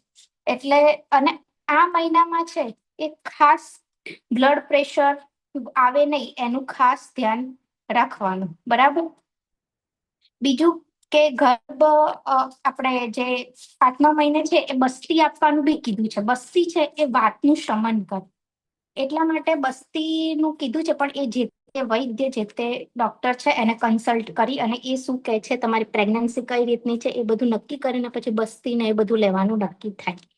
પરંતુ આહારમાં તમે શું લઈ શકો? તો કે દૂધ અને ભાતની ખીર બનાવીને ખાવી, દૂધ અને રવાની ખીર ખાવી, રવા સોજીની ઈડલી છે, ઉપમા છે, કઠોળ છે. હવે તમારે 7મા મહિના પછીથી પ્રોટીન ડાયટ થોડો, અત્યારે આપણને પ્રોટીન પાવડર્સ બી ડોક્ટર્સ આપતા હોય છે, એટલે બહુ વાંધો નથી આવતો. પણ નેચરલ પ્રોટીન આપણે લઈએ એ વધુ સારું છે, એટલે પ્રોટીન ડાયટ વધારી દેવો જોઈએ. પ્રોટીન ડાયટ કીધું એમ કે કઠોળમાંથી મળે, પનીર છે એમાંથી મળે, તો એ બધું વધારે પ્રમાણમાં લે. અને કે રોજ એક વાટકી ફણગાવેલા મગ છે, દાળ છે, આપણે જે દાળ બનાવીએ ઘરે જાડી દાળ 1-2 વાટકી પી જઈએ તો એમાંથી પ્રોટીન મળે. વેજીટેબલ સૂપ, ખીચડી, દૂધની બનાવટો, ખડી સાકરમાં બનાવેલો મેથી પાક, પછી શાકભાજી છે, એ બધું લેવાનું ચાલુ કરી દેવાનું છે. બીજું તો કે વિહારમાં શું કરવાનું? તો કે જેવા ગુણો વાળું બાળક જોઈએ છે આપણે, એ રીતના ગુણોનું સાહિત્યનું વાંચન કરવાનું. અને જે બી વાંચીએ એ મોટેથી વાંચવાનું. આગળ બી આપણે જે કીધું છે કે ધાર્મિક પુસ્તકોનું, ખાસ ભગવદ્ ગીતાનું મહત્વ બહુ જ બતાવ્યું છે કે ભગવદ્ ગીતા પ્રેગ્નન્સીમાં વાંચો. તો અગર આપણે ભગવદ્ ગીતાનું વાંચન કરતા હોય તો ભગવદ્ ગીતાના જે શ્લોક છે એ સંસ્કૃતમાં લખવાની ટેવ પાડવાની, લખીને વાંચવા. મતલબ શ્લોક છે એ આપણે જે તે નોટમાં લખવાના, એનાથી બહુ સારી ઇફેક્ટ આવે છે. બાળક સાથે રોજ ગર્ભ સંવાદની જે વાત થઈ એ કરવાની છે. ચોક્કસ સમય ગીત કે પ્રાર્થના સાંભળવાનું છે. આ મહિને મુસાફરી નહીં કરવાની, બને ત્યાં સુધી મુસાફરી ટાળવાની છે. એટલે જ 7મા મહિને શ્રીમંત સંસ્કાર કરીને માતા છે એને પિયર લાવી દેવામાં આવે છે.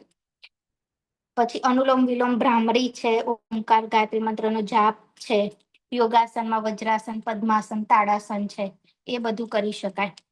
હવે 9 મંથ એટલે કે લાસ્ટ મંથ.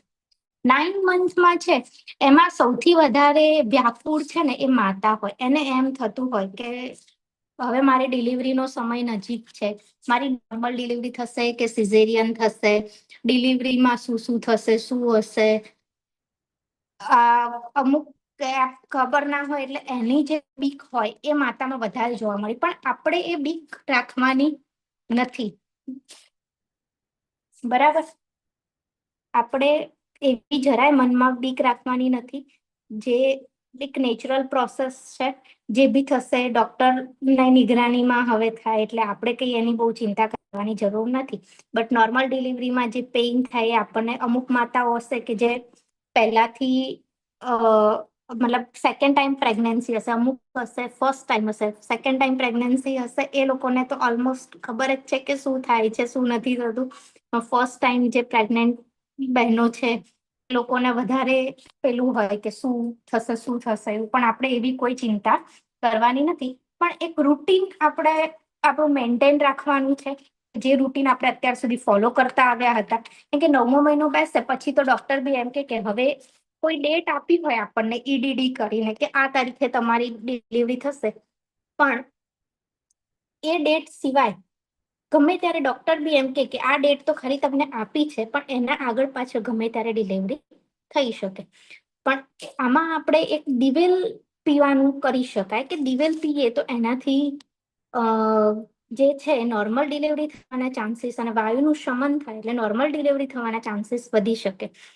બાકી પાતળી રાબ ઘીમાં, પાતળી રાબ છે એ ઘી નાખીને પીવાની. 1 ગ્લાસ દૂધમાં ઘી નાખીને પી શકાય. મગની દાળ, મગનું શાક છે, જૂના ચોખા, દાળ, બાજરી નાખીને જે ખીચડી બનાવો એવી બનાવીને ખાઈ શકાય. લીલા શાકભાજી છે, વેજીટેબલ સૂપ છે, બરાબર. દૂધની રાબ છે, ગંઠોડા અને દૂધની રાબ છે, એ બધી લઈ શકાય. આપણું બાળકનું પૂરું વિચાર કરી દેવાનું કે મારું બાળક આવું હશે આવું હશે, મનમાં એનું પ્રોપર ચિત્રણ કરી દેવાનું. પછી મનને ખુશ રાખવાનું. અને મતલબ ડિલિવરી પહેલાની અમુક જે તૈયારી છે, ડિલિવરી બેગ અત્યારે જે કહીએ છીએ કે આપણી જરૂરી વસ્તુઓ, ડિલિવરી સમયે શું શું વસ્તુઓ જોઈશે એ તૈયાર કરીને રાખી દેવાની છે. યોગ છે એમાં તમે અત્યારે બટરફ્લાય એક્સરસાઇઝ 9મો મહિનો બેસે પછી તમે ચાલુ કરી શકો છો. કારણ કે બટરફ્લાય એક્સરસાઇઝ કરો એટલે તમારું જે પેલ્વિક છે એ પેલ્વિક ના જે મસલ્સ છે એ બ્રોડ એન્ડ વાઇડ થાય. અત્યાર સુધી આપણે એક્સરસાઇઝ ના કરતા હોય, બેસતા ના હોય, ઊભા ના થતા હોય, એટલે એ સ્ટીફનેસ આવી ગઈ હોય તો બટરફ્લાય એક્સરસાઇઝ ને એ બધું આપણે 9મા મહિનેથી ચાલુ કરી શકીએ છીએ. બાકી પછી જ્યારે ડિલિવરી થાય અને બાળક આવે ત્યારે એક બાળકના જન્મ સમય કરવામાં આવતો એક સંસ્કાર છે જાતકર્મ સંસ્કાર, જેમાં અત્યારે સ્વર્ણપ્રાશનના ટીપા કીધેલા છે. તો એ તમે જન્મ સમયે જે તે ડોક્ટર છે એને પૂછી અને પછી તમે પીવડાવી શકો છો. અત્યારે એલોપેથીના ડોક્ટર્સ ઘણા છે કે ના પાડતા હોય છે કે નથી પીવડાવવાનું. અગર પીડિયાટ્રિશિયન આપણને અલાઉ કરે પીવડાવવા માટે તો એ તમે જાતકર્મ સંસ્કાર બી કરી શકો, જેને આપણે સાદી ભાષામાં ગળથૂથી કહેતા હતા એ વસ્તુ. બીજું કે ડિલિવરી પછી પ્રસૂતાએ ધ્યાનમાં રાખવાનું શું છે. પ્રસૂતા પરિચર્યા બી આયુર્વેદમાં કીધેલી છે કે ડિલિવરી પછી બી તમારે અમુક ટાઈપની પરિચર્યા પાળવી જોઈએ. તો કે ડિલિવરી પછી છે એક ખાસ જે ઘરના લોકો સૂંઠ ગંઠોરડા છે, સૂંઠ ગંઠોડા પછી ગુંદ સવા એ બધું ખવડાવતા હોય છે, એ બધું ખાવાનું છે. અને વાતનું શમન થાય એવું વસ્તુઓ કરવાનું છે. બાકી તો પછી જો ઓપરેશન કે એવું કંઈ કરવામાં આવ્યું હોય તો પછી ડોક્ટર જે કે એ પ્રમાણે ફોલો કરવાનું છે. નોર્મલ ડિલિવરી હોય તો આપણે આ બધું કરી શકીએ છીએ. કેમ કે ઓપરેશન કર્યા પછી માતાનું હરવા ફરવાનું ઓછું થઈ જાય એટલે આવો ભારે ખોરાક ખાવાની ના પાડતા હોય છે. તો એના માટે હવે અહીં હું મારું સેશન પૂરું કરું છું. અમુક લોકોના પ્રશ્નો છે તો અગર ટાઈમ છે તો જોઈ લઈએ આપણે. અ, 5 એક મિનિટમાં જોઈ લઈએ તો. હા ટાઈમ ઠીક તો છે, આપણો તો અમુક 5:30 નો પૂરો કોમેન્ટ. થઈ ગયો. હા એટલે જ કોમેન્ટ્સમાં જે છે એ આપણે ક્વેશ્ચન છે એ અત્યારે જોઈ લઈએ, બરાબર.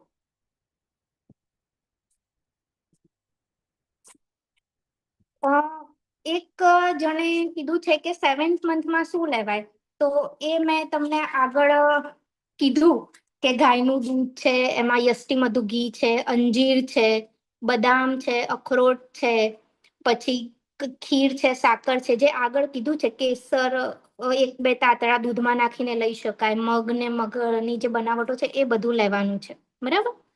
બીજો એક ક્વેશ્ચન છે કે 6 મંથમાં ખજૂર લેવાય. હા, 100% લેવાય. ખજૂર તો તમે અગર તમને ભાવે છે, ગમે છે, તો ફર્સ્ટ મંથથી બી તમે ચાલુ કરી શકો છો. ખજૂર જે ગરમ પડે એવું કહે છે એ વસ્તુ તદ્દન ખોટી છે.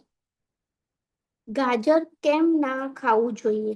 ગાજર છે એ ગરમ પડે, એમાં મેઇનલી જે અંદરનો પિત્ત ભાગ છે, ઉષ્ણ દ્રવ્યયુક્ત ગાજર કીધું છે. એટલે ગાજર છે, રીંગણ છે, એ બધું ઉષ્ણ દ્રવ્યમાં આવે, એટલે એને પ્રેગ્નન્સીમાં ટાળવું જોઈએ. स्प्राउट्स खाना चाहिए या नहीं 6 मंथ्स रनिंग है? हाँ, अगर आपको इनडाइजेशन की मतलब इनडाइजेशन की प्रॉब्लम नहीं है तो आप ले सकते हो, लेकिन स्प्राउट्स और वो सब लोग उससे अच्छा है कि आप जो घर का बनाया हुआ है, लाइक बॉइल्ड जो भी कठोर रहते हैं वो आप लो तो वो ज्यादा अच्छा है, क्योंकि वो नेचुरल सोर्स ऑफ प्रोटीन कहलाता है, इसलिए. કાકડી કે ચીબડું તો લેવાય ને? હા, લઈ શકાય છે. દહીં સાથે પ્રજ્ઞાતાલાનું છે, દહીં સાથે સાકર લઈ શકાય. હા, લઈ શકાય, બટ જે દહીં છે એ મોળું હોવું જોઈએ. ખાટું દહીં નહીં લેવાનું. ખાટું દહીં છે એ એસિડિટી કરી શકે, એટલા માટે જે તાજું મોળું દહીં હોય એની સાથે લઈ શકાય. ઠંડુ દૂધ પીવાય? ના. ફ્રીજમાં રાખેલું જે દૂધ છે એનો સીધો ઉપયોગ નહીં કરવાનો, કારણ કે એ જે દૂધ છે ઠંડુ, મતલબ દૂધ છે, એમાં શરદી છે, મતલબ કફ વૃદ્ધિ વાળા ભાવો એનામાં આવી જાય છે, એટલે ઠંડુ દૂધ નહીં પીવાનું. નોર્મલ અગર ગરમ દૂધ ના ભાવતું હોય તો તમે રૂમ ટેમ્પરેચર ઉપર એ દૂધને લાવો, બહાર મૂકો, રૂમ ટેમ્પરેચર ઉપર લાવો અને પછી પીવો, પણ ડાયરેક્ટ ઠંડુ દૂધ નહીં લેવાનું. Why Seemanth only done for first pregnancy? Could you please explain? સીમંતોનયન સંસ્કાર ફર્સ્ટ પ્રેગ્નન્સીમાં જ કરવો એવું નથી, બટ આપણી સમાજ વ્યવસ્થા પ્રમાણે સીમંતોનયન સંસ્કાર ફર્સ્ટ પ્રેગ્નન્સીમાં કરવામાં આવે છે. બાકી સીમંતોનયન જે સંસ્કાર છે એ એવરી પ્રેગ્નન્સી, તમારી જેટલી બી પ્રેગ્નન્સી છે એ પર્ટિક્યુલર ઇન્ડિવિજ્યુઅલનો કરવામાં આવતો સંસ્કાર છે. પણ આપણા સમાજ વ્યવસ્થા જ્યારે ત્યારે બાળકો, મતલબ જ્યારે ત્યારે હતું ત્યારે એવું હતું કે 4-5-6 બાળકો રહેતા, અને પછી દરેક બાળક વખતે સીમંત સંસ્કાર રાખે તો કુટુંબની આર્થિક વ્યવસ્થા બી કદાચ તણાવમાં આવતી હશે. એ રિગાર્ડિંગ એમને પહેલા બાળકનો સીમંત સંસ્કાર રાખ્યો કે ભાઈ ઉત્સાહ મનાવવાનું, કે આપણે એમને બધાને ખબર પડે કે અમારે ચાઇલ્ડ છે. પછી એ રીતનું નતો રાખ્યો, પણ તમે ઘરે છે, ગાયત્રી પરિવાર તરફથી બહુ સરસ રીતે સીમંત સંસ્કાર ઘરે બી એ લોકો કરે છે, તો એ કરી શકો છો. એટલે દરેક પ્રેગ્નન્સીમાં સીમંત સંસ્કાર કરાવવો જોઈએ. MCDA ટ્વિન્સમાં શું વધારે ધ્યાન રાખવું જોઈએ? MCDA ટ્વિન્સ જે પ્રેગ્નન્સી છે એ બહુ હાઈ રિસ્ક ટાઈપની પ્રેગ્નન્સી કહી શકાય, કે એમાં જે 2 બાળકો છે એ એક જ સેકમાં છે, કે એક જ એમનિયોટિક ફ્લુઇડમાં છે, બરાબર. તો એમાં ખાસ આરામ, યોગ છે એ બધું નહીં કરવાનું. ખાવા પીવાનું તો જે કીધું છે એ કરી શકો છો, પણ ખાસ MCDA ટ્વિન્સમાં છે એ આપણે આરામ વધારે રાખવાનો છે. અને બાકી તમે જે તે ડોક્ટરને કન્સલ્ટ કરતા હોય અને એમને તમને જોઈ અને પર્ટિક્યુલર જે ધ્યાન આપવાનું કીધું હોય એ છે. કારણ કે આવી પ્રેગ્નન્સીમાં એવું અમુક વાર થતું હોય છે કે ગર્ભાશયનું મુખ જલ્દી ખુલી જવાની શક્યતાઓ રહેતી હોય, તો ક્યારેક એના ઉપર ટાંકો બી લેવો પડે આપણે. એટલે એ તો તમે હવે જે તે ગાયનેકોલોજીસ્ટને કન્સલ્ટ કરતા હોય એ કે એ અકોર્ડિંગ, પણ સ્પેસિફિક રેસ્ટ એમાં સરસ છે. Thank you. ગેસ અને એસિડિટી પ્રોબ્લેમ હોય તો શું કરાય? એસિડિટી માટે આપણે દવાઓ આવતી હોય છે, પણ એ તો જે તે વૈદ્યને કે કન્સલ્ટ કરીને જ કરી શકાય. પણ તમે એક ગેસ અને એસિડિટી વધારે રહેતું હોય તો તમે જે પાણી છે એક તો ઉષ્ણોદક ગરમ કરીને શીત કરેલું પાણી જે કહેવાય કે ગરમ કરીને ઠંડુ પાડેલું પાણી હોય એ લો. અને બીજું એક આગળ આપણે વાત કરી તો કે સૂકા ધાણા છે એને પલાળી અને એમાં સાકર નાખીને લઈ શકો. બીજું ખડી સાકર તમે ડાયરેક્ટ બી ચૂસી શકો અગર તમને ડાયાબિટીસ, જેસ્ટેશનલ ડાયાબિટીસ કે એમનમ ડાયાબિટીસની તકલીફ નથી. ગેસ થાય તો શું કરવું જોઈએ? આ જે કીધું એ જ ગેસ થાય તો તમે ગરમ પાણી લઈ શકો છો.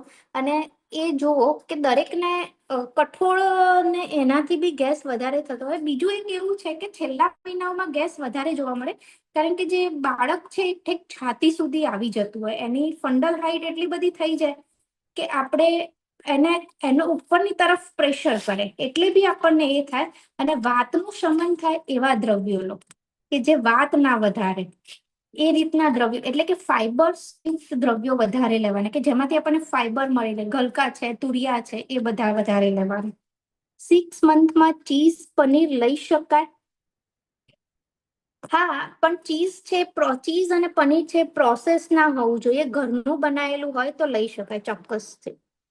Where to get detail about Gayatri પરિવાર ટીમ ફોર ડિફરન્ટ સંસ્કાર? એના માટે આપ સંગીતાબેન ના કોન્ટેક્ટ કરજો, એ તમને બધી ડિટેલ્સ આપી દેશે. 7 મંથમાં પગ સોજા આવે તો શું કરવું? એકચ્યુઅલી 7 મંથ પછી છે ને પેડોલિડીમ એટલે કે પગના જે સોજા છે એ નોર્મલી આપણને આવતા જ હોય છે, એ નેચરલ છે. પણ એની સાથે એ જોવું પડે કે આપણને મતલબ જે તે સગર્ભા માતા છે એમને બીપી ની તકલીફ રહે છે, બીપી નથી રહેતું ને એ જોવું પડે. બીજું કે યુરિન ટેસ્ટ કરાવીને જોવું પડે કે એમાં કોઈ તકલીફ નથી ને. અગર એ બંને વસ્તુ નોર્મલ છે તો બહુ સામાન્ય સોજા હોય તો એના માટે કશું કરવાની જરૂર નથી. સિમ્પલ તમે સુવો, જ્યારે આરામ કરો ત્યારે પગની નીચે 2 ઓશિકા મૂકી દેવાના એટલે એ સારું થઈ જાય. અને બહુ વધારે લબડતા હેંગિંગ પોઝિશનમાં પગ નહીં રાખવાના.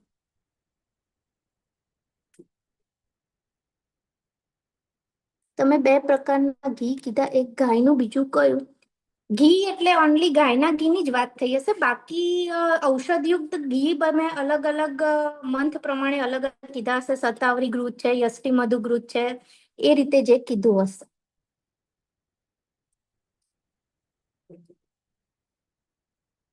Okay, thank you so much.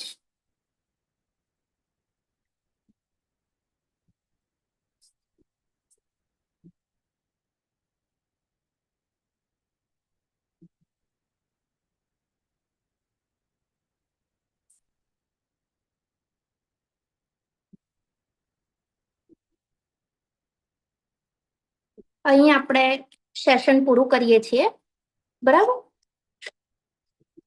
જય ગુરુદેવ. જય ગુરુદેવ. ખૂબ ધન્યવાદ.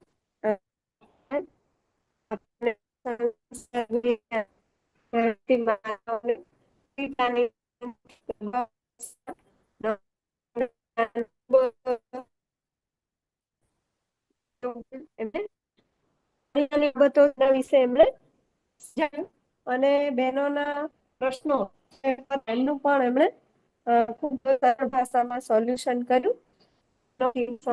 આપણને આપ્યો ડોક્ટર અંશુબેન પટેલ ખૂબ ખૂબ ધન્યવાદ. ફરી આપણે છે એમાં આપનો કિંમતી સમય એવા ભાવ સાથે